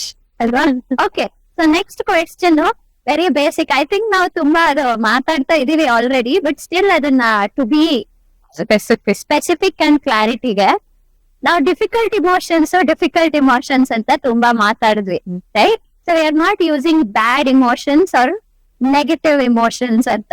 So the next question was, ಈ ಪಾಸಿಟಿವ್ ಇಮೋಷನ್ಸ್ ಅಥವಾ negative emotions, good emotions, bad emotions ಅಂತ ಇರುತ್ತಾ? ಇಮೋಷನ್ಸ್ ನೇ ಹಂಗ್ ಲೇಬಲ್ ಮಾಡಕ್ ಆಗಲ್ಲ ಅನ್ಸುತ್ತೆ ನಂಗೆ. ಪ್ರಾಬಬ್ಲಿ ನನ್ ಕೋಪನ ನಾನು ತೋರಿಸ್ಕೊಳ್ಳುವಂತ ರೀತಿ, ಅದರಿಂದ ಆಗುವಂತ ಎಫೆಕ್ಟ್ ಅಥವಾ ಆ ಎನ್ವಿರಾನ್ಮೆಂಟ್ ಅಲ್ಲೋ ನನ್ನಲ್ಲೋ ಆಗುವಂತ ಬದಲಾವಣೆ, ಅದನ್ನ ನಾನು ನಂಗೆ ಹೆಲ್ಪ್ಫುಲ್ ಆಗಿದ್ರೆ ಪಾಸಿಟಿವ್ ಅಂತ ಹೇಳ್ತೀನಿ. ನಂಗೆ ಅದೇನೋ ಒಂದ್ ಸ್ವಲ್ಪ ಡಿಸ್ಕಂಫರ್ಟ್ ಆಯ್ತು ಅಂತ ಅಂದ್ರೆ ಅವಾಗ ಅದನ್ನ ನಾನು ನೆಗೆಟಿವ್ ಅಂತ ಹೇಳ್ಬೋದು. ಫಾರ್ ಎಕ್ಸಾಂಪಲ್, ಜನರಲಿ ಆಫೀಸಲ್ಲಿ ನನ್ನನ್ನ ಕನ್ಸಿಡರ್ ಮಾಡೋದು ಕೋಪಿಷ್ಟೇ ಅಂತ. ಹಾಗೆ ನಾನು ಓಪನ್ ಆಗಿ ಅಕ್ಸೆಪ್ಟ್ ಮಾಡ್ಕೋತೀನಿ, ನಂಗೆ ಅದ್ರಲ್ಲಿ ಏನು ಸಮಸ್ಯೆ ಇಲ್ಲ. ಬಟ್ ಆ ಕೋಪದಿಂದ ನಾನು ಹೇಳಿದಾಗ ಆಗ್ಬೇಕಾಗಿರೋ ಕೆಲಸ ಅಚ್ಚುಕಟ್ಟಾಗಿ ಆಗಿರುತ್ತೆ. ಸೊ ಅಲ್ಲಿ ನಾನು I can't blame or claim that ನನ್ ಕೋಪ ಕೆಟ್ಟದು ಅಂತ, ಬಿಕಾಸ್ ಆಗ್ಬೇಕಾಗಿರೋ ಕೆಲಸ ಔಟ್ಕಮ್ ಬಂದಿರುತ್ತಲ್ಲ ನಂಗೆ. ಸೊ ಆ ತರ ಯಾವ್ದೇ ಎಮೋಷನ್ಸ್ ಆದ್ರೂ ಅದ್ರ ಔಟ್ಕಮ್, ಅದನ್ನ ಹೇಗ್ ಎಕ್ಸ್ಪ್ರೆಸ್ ಮಾಡ್ತೀವಿ, ಎಕ್ಸ್ಪ್ರೆಸ್ ಮಾಡದ್ಮೇಲೆ ಏನಾಗುತ್ತೆ ಅದನ್ನ ನೆಗೆಟಿವ್ ಅಥವಾ ಪಾಸಿಟಿವ್ ಅಂತ ಹೇಳ್ಬಹುದೇ ಹೊರತು ಎಮೋಷನ್ನೇ ಕೆಟ್ಟದೋ ಒಳ್ಳೇದು ಅಂತ ಹೇಳೋದಕ್ಕಾಗಲ್ಲ ಅಂತ ಅನ್ಸುತ್ತೆ. ಅದನ್ನ ಸೇಮ್ ಆಕೆ ಏನ್ ಹೇಳಿದ್ದು ಅದೇ, ಪ್ಲೆಸೆಂಟ್ ಮತ್ತೆ ಅನ್ಪ್ಲೆಸೆಂಟ್ ಅಂತಾನು ಕರಿಬಹುದು, ಪಾಸಿಟಿವ್ ನೆಗೆಟಿವ್ ಗಿನ್ನ. Comfortable, uncomfortable. ಒಂದೇನಂದ್ರೆ ಇವೆಲ್ಲ ಉದಾಹರಣೆ ಕೊಟ್ಬಿಡ್ತೀನಿ ನನ್ನ ಇದ್ರಲ್ಲಿ. ಉದಾಹರಣೆಗೆ ನಮಗೆ ಕೋಪ ಬರೋದು ಅಥವಾ ಅಸೂಯೆ ಆಗೋದು ಕೆಲವೊಂದು ಟೈಮಲ್ಲಿ ಅದು ನೆಗೆಟಿವ್ ಅಂತ ನಾವು ಅನ್ಕೊಂತೀವಲ್ಲ. ಸೊ ಆ ತರ ಸನ್ನಿವೇಶಗಳು ಬಂದೇ ಬರುತ್ತೆ, ಎಲ್ಲಾ ಎಮೋಷನ್ಸ್ ನಾವು ಅನುಭವಿಸಲೇಬೇಕು. ಉದಾಹರಣೆಗೆ ಕೋಪ ಅಂತ ತಿಳ್ಕೊಳ್ಳೋಣ. ಯೂಶಲಿ ನಾವು ಸ್ಟ್ಯಾಂಡರ್ಡ್ ಎಕ್ಸಾಂಪಲ್ ಇದನ್ನ ಕೊಡೋದು. ನಾವೆಲ್ಲ ಫ್ರೆಂಡ್ಸು, ಇಲ್ಲಿ ಮಾತಾಡ್ತಾ ಕೂತ್ಕೊಂಡಿರ್ತೀವಿ, ಯಾರೋ ಬಂದು ಏಕಾಏಕಿ ಏನನ್ನ ಬೈದ್ರೆ, ಯಾರನ್ನೋ ಒಬ್ಬ ಶ್ರೀನೇ ಬೈತಾರೆ ಅಂತ ತಿಳ್ಕೊಳ್ಳೋಣ, ಕೋಪ ಬರ್ಬೇಕ ಬೇಡ ನಮಗೆ. ಬಟ್ ಆ ಟೈಮಲ್ಲಿ ಕೋಪ ಬರೋದು ಸೂಕ್ತ. ಇವಾಗ ಕೋಪ ಬರ್ದಂಗೆ ನನಗೆ ಆತರ ಖುಷಿ ಬಂದ್ರೆ ಆ ಒಂದು ಸಂಬಂಧ ಕರೆಕ್ಟ್ ಆಗಿಲ್ಲ, ಎಲ್ಲ ಒಂದ್ ಕಡೆ ಒಂಥರ ಕಿತ್ತಾಟದ್ದು ಇದಿರುತ್ತೆ ಅಂತ ಅನ್ನೋದು. ಸೊ ಈ ಸಮಯದಲ್ಲಿ ಕೋಪ ಬಂದಿದ್ದು ಸರಿ. ಆಕೆ ಅಗೇನ್ ಹೇಳ್ದಂಗೆ ಕೋಪ ಬಂತು ಅಂತ ಹೋಗ್ಬಿಟ್ಟು ನಾನು ಅವ್ರು ನೋಡಿಯೋದಲ್ಲ. ಪ್ರೊಟೆಕ್ಟ್ ಮಾಡೋದಕ್ಕೆ ಏನ್ ಬೇಕೋ ಮಾಡ್ಬೋದು. ಸೊ ಆ ಪ್ರೊಟೆಕ್ಟ್ ಮಾಡೋದಕ್ಕೆ ಮಾಡಿದ್ರೆ ಅದರಿಂದ ಔಟ್ಕಮ್ ಏನಿರುತ್ತೋ ಅದು ಪಾಸಿಟಿವ್ ಮತ್ತೆ ನೆಗೆಟಿವ್ ಆಗಿರುತ್ತೆ. Emotions per se then I think ಅವು ಪಾಸಿಟಿವ್ ನೆಗೆಟಿವ್ ಅಂತ ಇರಲ್ಲ. ಸೊ ಔಟ್ಕಮ್ ಯಾವತ್ತು ಕೋಪ ಅಥವಾ ಸಾರಿ ಪಾಸಿಟಿವ್ ಅಥವಾ ನೆಗೆಟಿವ್ ಆಗಿರೋದಕ್ಕೆ ಸಾಧ್ಯ ಇರುತ್ತೆ. ಹೇಗೆ ಅಪ್ರಾಪ್ರಿಯೇಟ್ ಆಗಿ ನಾವು ನಡ್ಕೊಳ್ತೀವ ಇಲ್ವಾ, ಅಪ್ರಾಪ್ರಿಯೇಟ್ ಆಗಿ ನಡ್ಕೊಳ್ಳೋದಿಲ್ವಾ, ಅದ್ರ ಮೇಲೆ ನಿರ್ಧಾರ ಆಗುತ್ತೆ. ಮುತ್ತು ಹೇಳ್ದಂಗ ಆ ಕನೆಕ್ಷನ್ ಏನು ಫ್ರೆಂಡ್ಸ್ ನಾವ್ ಅದಕ್ಕೆ ತಕ್ಕಂಗೆ ರೆಸ್ಪಾಂಡ್ ಮಾಡ್ಲಿಲ್ಲ ಅಂದ್ರೆ ಏನಾಗುತ್ತೆ ಅಂತ. ಅದೇ ರೀತಿ ನಾನು ಏನ್ ಎಕ್ಸಾಂಪಲ್ ಕೊಟ್ಟೆ ಆಫೀಸ್ದು, ಆ ಕೆಲಸ ಆಗೋವರೆಗೂ ನಾನು ಆ ಕೋಪ ಕ್ಯಾರಿ ಮಾಡಿದ್ರೆ ಓಕೆ, ಅದಾದ್ಮೇಲೆ ನಾನು ಅದೇ ಕೋಪದಲ್ಲಿದ್ರೆ ಅವಾಗ it turns out to be negative environment or unpleasant environment. So ಆ ಕ್ಷಣಕ್ಕಲ್ಲಿ ಆಯ್ತು, ಆ ಕೆಲಸ ಅಚ್ಚುಕಟ್ಟಾಗಾಯ್ತು, ನೆಕ್ಸ್ಟ್ ಮೊಮೆಂಟ್ ನಾನು ಆ ವ್ಯಕ್ತಿನ ಕೋಪ ಅಲ್ದಲ್ಲೇ ಆರಾಮಾಗಿ ಮಾತಾಡ್ಸಿದ್ರೆ, ನಾರ್ಮಲ್ ಆಗಿ ಮಾತಾಡ್ಸಿದ್ರೆ, he will be also in good terms, I will also be in good terms ಅಂತ I can connect it that way. ನನಗೆ ಇಮೋಷನ್ ಇಮೋಷನ್ಸ್ ನೆಗೆಟಿವ್ ಪಾಸಿಟಿವ್ ಅಥವಾ ಬ್ಯಾಡ್ ಗುಡ್ ಅಂತಲ್ಲ, ಆಲ್ ಆರ್ ನ್ಯಾಚುರಲ್, ಸ್ವಾಭಾವಿಕವಾಗಿರುತ್ತೆ. How we react to them or how we express them depends on choice. ಅದೇ ಯಾರು ಅಷ್ಟು ಯಾರು ನೀವೇ ಹಾ, ನಾನೇನ್ ಹೇಳಿಕ್ ಹೊರಟೆ ಅಂದ್ರೆ, ಸೊ ನೀ ಫಸ್ಟ್ ಗೆ ಹೇಳ್ತಾ ಇದ್ದೆ ಬಾಡಿ ಮೈಂಡ್ ಎಲ್ಲದು ಅಲೈನ್ ಆದ್ರೆ ಅದು ಎಮೋಷನ್ಸ್ ನ ಎಕ್ಸ್ಪ್ರೆಸ್ ಮಾಡ್ಲಿಕ್ಕೆ ಅಥವಾ ಡಿಫೈನ್ ಮಾಡ್ಲಿಕ್ಕೆ ಈಸಿ ಅಂತ. ಹಾಗೇನೆ ಈ ಪಾಸಿಟಿವ್ ಎಮೋಷನ್ಸ್ ಇನ್ನೊಂದು ಆಸ್ಪೆಕ್ಟ್ ನಾವು ಇನ್ಕ್ಲೂಡ್ ಮಾಡಿದ್ರೆ ಅಂದ್ರೆ ಎನ್ವೈರನ್ಮೆಂಟ್ ಅಂದ್ರೆ ನಮ್ ಸುತ್ತಮುತ್ತ ನಡೀತಾ ಇರೋದ್ರ ಜೊತೆಗೆ ನಮ್ಮ ಬಾಡಿಲಿ ಏನ್ ಅನ್ಸ್ತಾ ಇದೆ, ನಮ್ಮ ಮೈಂಡಿಗೆ ಏನ್ ಅನ್ಸ್ತಾ ಇದೆ, ಎಲ್ಲದು ಅಲೈನ್ ಆಗಿದ್ರೆ ಇಟ್ಸ್ ಎ ಪಾಸಿಟಿವ್ ಎಮೋಷನ್ ಅಂತ ಅನ್ಕೋಬಹುದು. ಅಥವಾ ಔಟ್ಕಮ್ ಕೂಡ ಪಾಸಿಟಿವ್ ಆಗಿರುತ್ತೆ ಅಂತ. ಎಲ್ಲ ಒಂದ್ ಕಡೆ ಅದು ಯಾವಾಗ ಅಲೈನ್ ಆಗಿರೋದಿಲ್ಲ, ನಮ್ ಸುತ್ತಮುತ್ತ ಇರೋರು ಅವ್ರಿಗೆ ಏನ್ ಬೇಕು ಅದಕ್ ವಿರುದ್ಧವಾಗಿ ನಾವ್ ನಡ್ಕೋತಾ ಇದ್ರೆ, ಅದು ಅಲೈನ್ಡ್ ಆಗಿಲ್ಲ ಅಂತಂದ್ರೆ ಎಲ್ಲೋ ಮೋಸ್ಟ್ಲಿ ಅದು ಅನ್ಪ್ಲೆಸೆಂಟ್ ಔಟ್ಕಮ್ ನ ಕ್ರಿಯೇಟ್ ಮಾಡ್ಬೋದು ಅಂತಾನು. Perception towards how we take ಅದು. ಸೊ ಅದು ಎಲ್ಲ ಅಲೈನ್ಮೆಂಟ್ ಒಂದೊಂದ್ ಸರ್ತಿ ಹೇಗೆ ಮ್ಯಾಟರ್ ಆಗುತ್ತೆ ಅನ್ನೋದು. ಔಟ್ಕಮ್ ನೋಡ್ಬೋದು. ಆಕ್ಚುಲಿ ಔಟ್ಕಮ್ ಏನು, ನನಗೂ ಸಮಸ್ಯೆ ಆಗ್ಬಾರ್ದು, ನಿನಗೂ ಸಮಸ್ಯೆ ಆಗಿರೋದಂದ್ರೆ ಅದು ಆಕ್ಚುಲಿ ಪ್ಲೆಸೆಂಟ್ ಅಂತ ಅನ್ಬೋದು.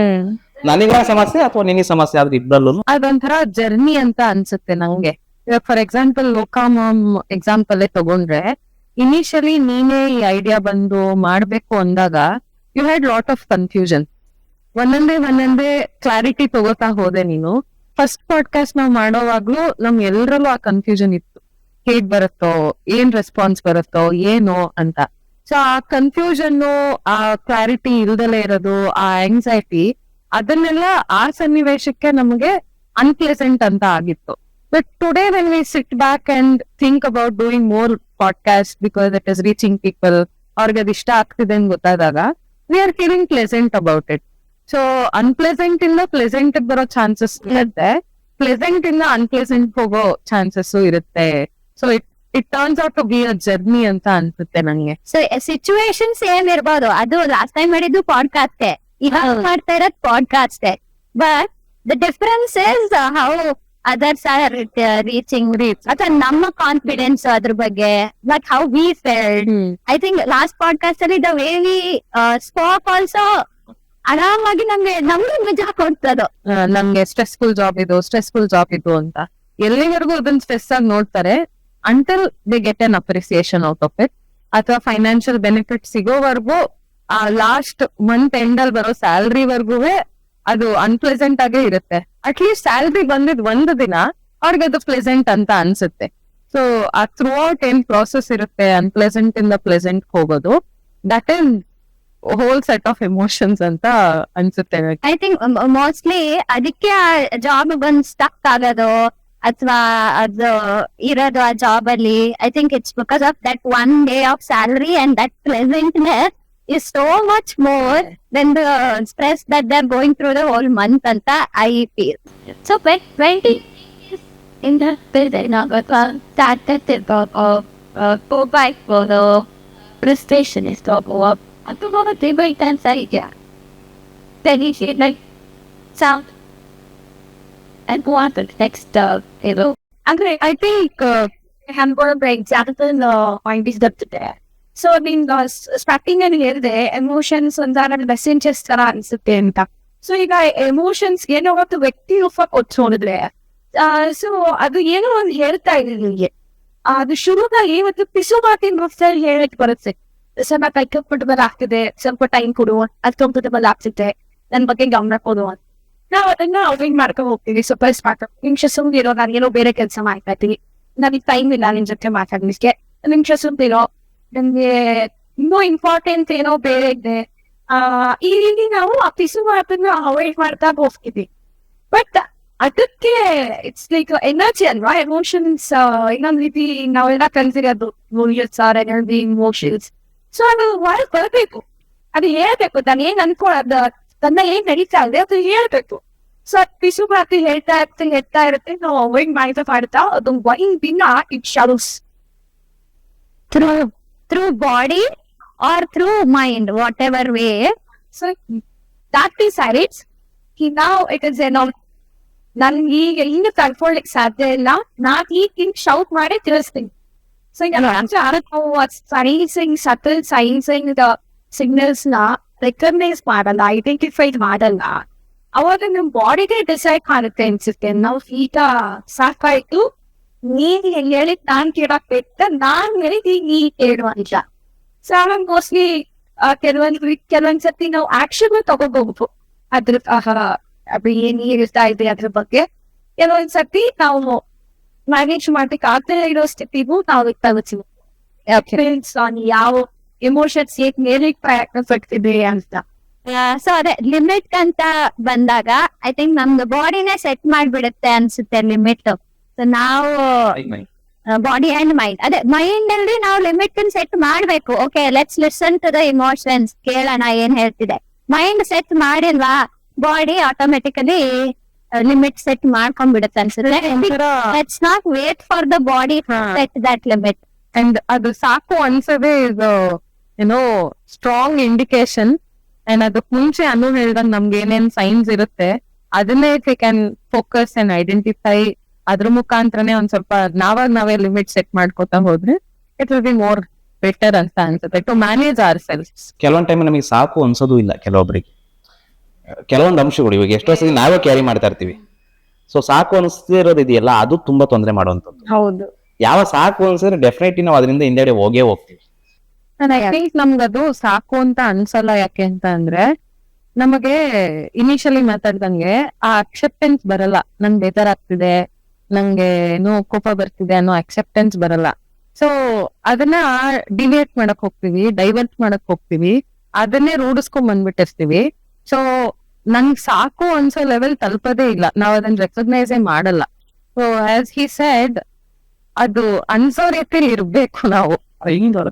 ಕಷ್ಟ ಆಗುತ್ತೆ ಬಟ್ ಹಂಗಿರೋದಕ್ಕೆ. True. Okay.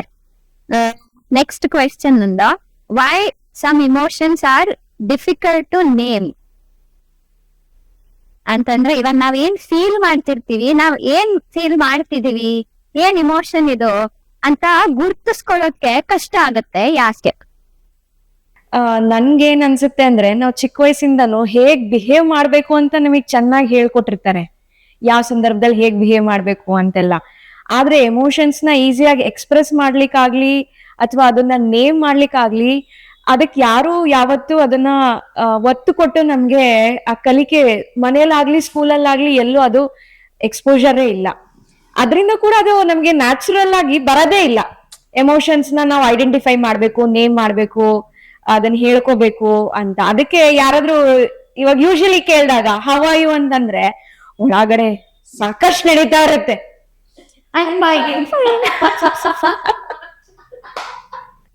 ಅದು ಒಂದೊಂದು ಹೇಗೆ ಆಗುತ್ತೆ ಅಂದ್ರೆ ಈಸಿ ಎಸ್ಕೇಪ್. ನಂಗೆ ಅವ್ರ ಹತ್ರ ಹೇಳ್ಕೋಬೇಕು ಅಂತ ಇರಲ್ಲ ನಂಗೆ ಏನ್ ಆಗ್ತಿದೆ ಅಂತ. ಸೊ ಅವ್ರು ವಾಪಸ್ ನಂಗೆ ಕ್ವೆಶ್ಚನ್ ಕೇಳಿಕ್ ಎದಕ್ಬಾರ್ದು ಅನ್ನೋದಕ್ಕೋಸ್ಕರ ಉತ್ತರ ಕೊಟ್ಟು ಸುಮ್ನೆ ಆಗೋಗ್ಬಿಡ್ತೀವಿ. ಒಂದು ಅಂಡ್ ಎರಡನೇದು ಮುತ್ತು ಅವಾಗ್ಲೇ ಹೇಳ್ಬೇಕಾದ್ರೆ ಸ್ಟಾರ್ಟಿಂಗ್ ಅಲ್ಲಿ 3 ಎಮೋಷನ್ಸ್ ಅಂತ ತಗೊಳ್ಳೋಣ ಅಂತ ಹೇಳಿದ್ರು. ಕೋಪ, ಅಳು, ನಗು, ಈ 3 ತುಂಬಾ ಪ್ರಿಡಾಮಿನೆಂಟ್ ಆಗಿ ನೋಡ್ಕೊಂಡು ಬಂದಿರ್ತೀವಿ. ಅಂಡ್ ನಂಗೆ ಬೇಜಾರಾಗ್ತಿದೆ ಅಂದ್ರು ಕೆಲವೊಂದ್ ಟೈಮ್ ಕೋಪದಲ್ಲೇ ಅದನ್ನ ಹೇಳ್ಕೊಂಡಿರ್ತೀವಿ. ಸೊ ಆ ಬೇಜಾರ್ನೇ ಡೈರೆಕ್ಟ್ ಆಗಿ ಎಕ್ಸ್ಪ್ರೆಸ್ ಮಾಡಿರಲ್ಲ ನಾವು. ಸೊ ಹಂಗೆ ರೂಢಿಸ್ಕೊಂಡ್ ಬಂದಿರೋವಾಗ ಈ 3ರಲ್ಲೇ ಐಡೆಂಟಿಫೈ ಮಾಡೋದಕ್ಕೆ ಶುರು ಮಾಡ್ತೀವಿ ಹೊರತು ನಮ್ಗೆ ಬೇರೆದೂ ಇದೆ ಅನ್ನೋದನ್ನ ಗುರುತಿಸ್ಕೊಳ್ಳೋದು ಕಷ್ಟ ಆಗುತ್ತೆ. ಟ್ರೂ. ಆಮೇಲೆ ಇನ್ನೊಂದು ನನಗನ್ಸಿರೋದು ಒಂದ್ ಇಮೋಷನ್ ಬಂದಿದೆ ಅಂತಂದಾಗ it's very easy to express. ಕೋಪ ಬಂದಿದೆ, ನಂಗೆ ಬೇಜಾರಾಗಿದೆ, ಎಸ್.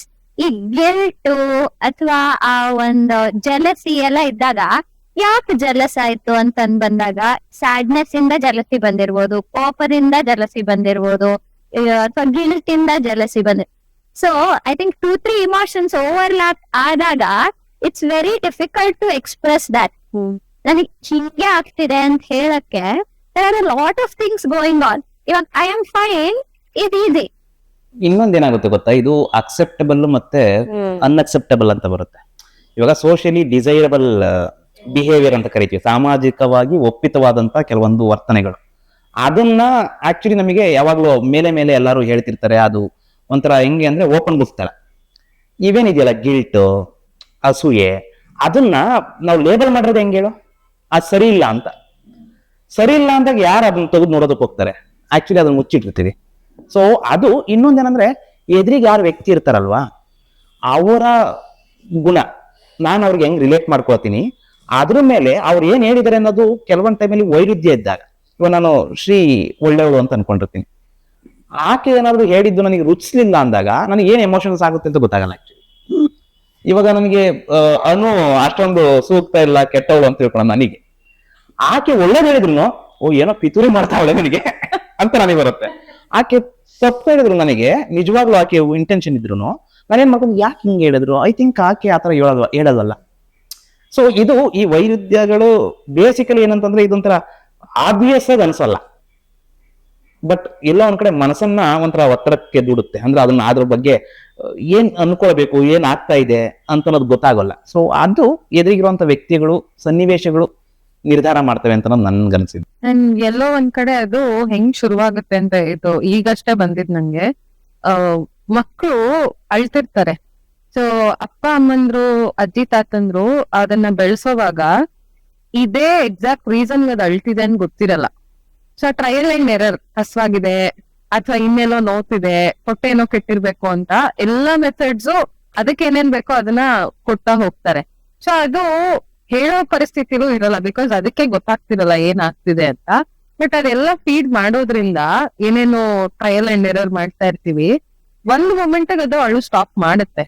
ಸೊ ಉಳಿದವ್ರು ಎಲ್ರು ಅದಕ್ಕೆ ಫೀಡ್ ಮಾಡಿರೋದು ನೆಕ್ಸ್ಟ್ ಟೈಮ್ ಹೊತ್ತಾಗ್ಲೂ ಇದೇ ಕಾರಣಕ್ಕೆ ಹತ್ತಿತ್ತು, ಲಾಸ್ಟ್ ಟೈಮ್ ಇದಕ್ಕೆ ಸುಮ್ನಾಗಿತ್ತು ಅಂದ್ಬಿಟ್ಟು ವಾಪಸ್ ಅದನ್ನ ಟ್ರೈ ಮಾಡಕ್ ಹೋಗ್ತಾರೆ. ಸೊ ಹಂಗೆ ಅದು ರೂಢಿಸ್ಕೊಂಡು ಎಷ್ಟೋ ಸಮಯ ಆ ಅಸಂಪ್ಷನ್ ಅಲ್ಲೇ ಕಳೆದ್ಬಿಡ್ತೀವೇನೋ ನಾವು ಅಂತ ಅನ್ಸುತ್ತೆ. ನ್ಯಾಚುರಲಿ ಅದು ಬೆಳೀತಾ ಗೊತ್ತಾಗ್ತಾ ಹೋಗುತ್ತೆ, ಅದನ್ನ ಐಡೆಂಟಿಫೈ ಮಾಡಿ ಅದಕ್ಕೆ ಅಪ್ರೋಪ್ರಿಯೇಟ್ ಆಗಿ ಮಾಡ್ತಾ ಹೋಗ್ತೀವಿ. ಬಟ್ ನಾವೇ ಬೆಳೀತಾ ಆ ಅಪ್ರೋಪ್ರಿಯೇಟ್ನೆಸ್ ನ ಎಲ್ಲೋ ಯೋಚನೆ ಮಾಡೋದನ್ನ ಕಳ್ಕೊಂಡ್ಬಿಡ್ತೀವಿ ಅಂತ ಅನ್ಸುತ್ತೆ ನನಗೆ. ಸೊ ಕಿಡ್ಸ್ ಇರ್ಬೋದು, ಮಕ್ಕಳು ಇರ್ಬೋದು, ಅಥವಾ ಬೇರೆ ಯಾರನ್ನೇ ಜನರಲೈಸ್ ಮಾಡುವಾಗ ನಾವ್ ಅನ್ಕೋತೀವಿ ಓ ಇವ್ರು ಇದಕ್ಕೆ ಬೇಜಾರ್ ಮಾಡ್ಕೊಂಡಿರೋದು ಗೊತ್ತು ನಂಗೆ ಅಂತ. But the reason might be something else. ಅಥವಾ ನಾವೇ ಅಕ್ಸೆಪ್ಟ್ ಮಾಡ್ಕೊಂಡಿರ್ತೀವಿ ನಾವ್ ಇದಕ್ಕೆ ಹತ್ತಿರೋದು ಅಂತ, but actual reason might be something else. ಹೆಂಗಂದ್ರೆ ಕೆಲವ್ರಿಗೆ ಅವ್ರ ಜವಾಬ್ದಾರಿ ಎಲ್ಲರಿಗೂ ಗೊತ್ತಿರುತ್ತೆ, ಬೇಕೋ ಬೇಡವೋ. ನಾವು ಹೇಳ್ತೀವಲ್ವಾ ನೀನ್ ಇದನ್ನ ಮಾಡಿಲ್ಲ ಮಾಡು ಅಂತ, ಅವ ಆಕ್ಚುಲಿ ಅವ್ರಿಗೆ ಇರಿಟೇಟ್ ಆಗುತ್ತೆ. ಮನಸ್ಪೂರ್ವಕವಾಗಿ ಮಾಡಲ್ಲ, ಮಾಡ್ತಾರೆ ಬಟ್ ಮನಸ್ಪೂರ್ವಕವಾಗಿ ಮಾಡಲ್ಲ. ಕೆಲವ್ರು ಏನಾದ್ರು ನನ್ನಂತರ ಆದ್ರೆ ಉಲ್ಟಾ ಹೊಡಿತೀವಿ, ಮಾಡೋದೇ ಇಲ್ಲ. ಸೊ ಜವಾಬ್ದಾರಿನ ಯಾವತ್ತೂ ನಾವ್ ಇನ್ನೊಬ್ರು ನೆನಪಿಸ್ಬಾರ್ದು. ಜವಾಬ್ದಾರಿ ಅವ್ರು ಮಾಡ್ಲಿಲ್ವಾ, ಒಂದ್ಸತಿ ಮಾಡಿದ್ದಂದ್ರೆ ತಿಳ್ಕೊಂತಾರೆ. ಕೆಲವೊಂದ್ ಟೈಮ್ ಅದು ಸಮಸ್ಯೆ ಅಂತ ಅಂದಾಗ ಅದನ್ನ ಐ ಥಿಂಕ್ ಅದನ್ನ ಯಾವ ರೀತಿ ಅಡ್ರೆಸ್ ಮಾಡ್ಬೇಕು ಅನ್ನೋ ಅದು ಡಿಫ್ರೆಂಟ್.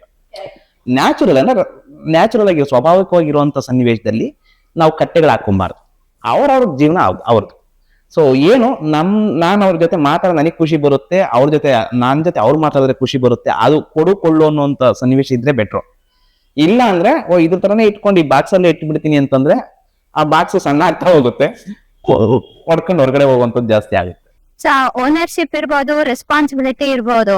ಆ ಚಿಕ್ಕವರಿದ್ದಾಗಿಂದ you be responsible, you own your emotions ಅಂತ ಚಿಕ್ಕ ವಯಸ್ಸಿಂದಾನೇ ಐ ಥಿಂಕ್ ಅದನ್ನ ಫೆಸಿಲಿಟೇಟ್ ಮಾಡ್ತಾ ಬಂದ್ರೆ ನಾವು ಅವ್ರ ಜೊತೆ ಇರೋಂಥವ್ರು, ನಾವು ತಂದೆ ತಾಯಿ ಆಗಿದ್ರೆ ನಾವು ತೋರಿಸ್ಬೇಕು ಅದನ್ನ. ನಾವು ಓನರ್ಶಿಪ್, ನಾವು ನಾವು ಮಾಡಿದ್ರೆ ಅದನ್ನ ಅವ್ರು ಕಲ್ತ್ಕೊಂತ, ಆಟೋಮೆಟಿಕ್ ಆಗಿ ಆಗುತ್ತೆ. ಇಲ್ಲ ಅಂದ್ರೆ ಅದು ಕಲಿಯೋದ್ ಕಷ್ಟ. ನಾವು ಮಾಡೋದ್ ಬೇರೆ, ಅವರು ಕರೆಕ್ಟ್ ಆಗಿ 10 ಗಂಟೆಗೆ ಮಲಗ್ಬೇಕು, ಅದಕ್ಕೆ ನಾವು 1 ಗಂಟೆವರೆಗೂ ಟಿವಿ ಅಥವಾ ಮೊಬೈಲ್ ನೋಡ್ಕೊಂಡು ಕೂತಿದೀವಿ. Why will they listen to us? ನೋಡಿದ್ ಕಲಿತಾರೆ ಹೊರತು ಕೇಳಿದ್ದು ಇರಲ್ಲ. S, okay. ಸೊ ಭಾವನೆಗಳ ಬಗ್ಗೆ ಮಾತಾಡ್ತಾ ಎಷ್ಟಿದೆ ಅದ್ರ ಬಗ್ಗೆ information. I don't think it is enough 1 hour ಅಥವಾ ಒಂದು half an hour. It's not enough to talk about emotions. So ಇದನ್ನ ನಾವು ಇನ್ನೊಂದು ಪಾಡ್ಕಾಸ್ಟ್ಗೆ ಮಾಡ್ತಾ ಇದೀವಿ ಟು ಟಾಕ್ ಅಬೌಟ್ ರಿಲೇಶನ್ಶಿಪ್ಸ್ ಅಲ್ಲಿ ಇಮೋಷನ್ಸ್ ಹೇಗೆ ಮ್ಯಾಟ್ ಆಗುತ್ತೆ, ಆಮೇಲೆ ಈ ಇಮೋಷನ್ಸ್ ಅನ್ನ, ಭಾವನೆಗಳನ್ನ ಮ್ಯಾನೇಜ್ ಮಾಡೋದು ಹೇಗೆ, ಅದನ್ನ ಕಂಟ್ರೋಲ್ ಮಾಡ್ಬೇಕಾ ಮ್ಯಾನೇಜ್ ಮಾಡ್ಬೇಕಾ, ಭಾವನೆಗಳ ಜೊತೆಗೆ ಹೇಗೆ ರಿಲೇಶನ್ಶಿಪ್ ಇಟ್ಕೊಳ್ಬೇಕು ಅಂತ. So yes, thank you so much for watching. Stay tuned to watch our next episodes. Hagine.com website check ಮಾಡಿ, you'll find a lot of articles there. The forum kuda ide, so if you feel like commenting on some articles, you can comment on there also. So ಹೇಳ್ತಾ ಇರಿ ನಾ ಯಾವ್ದಾದ್ರು topics ಬಗ್ಗೆ you would like to listen from us, so adana we will take up and try to talk about it. So thank you so much.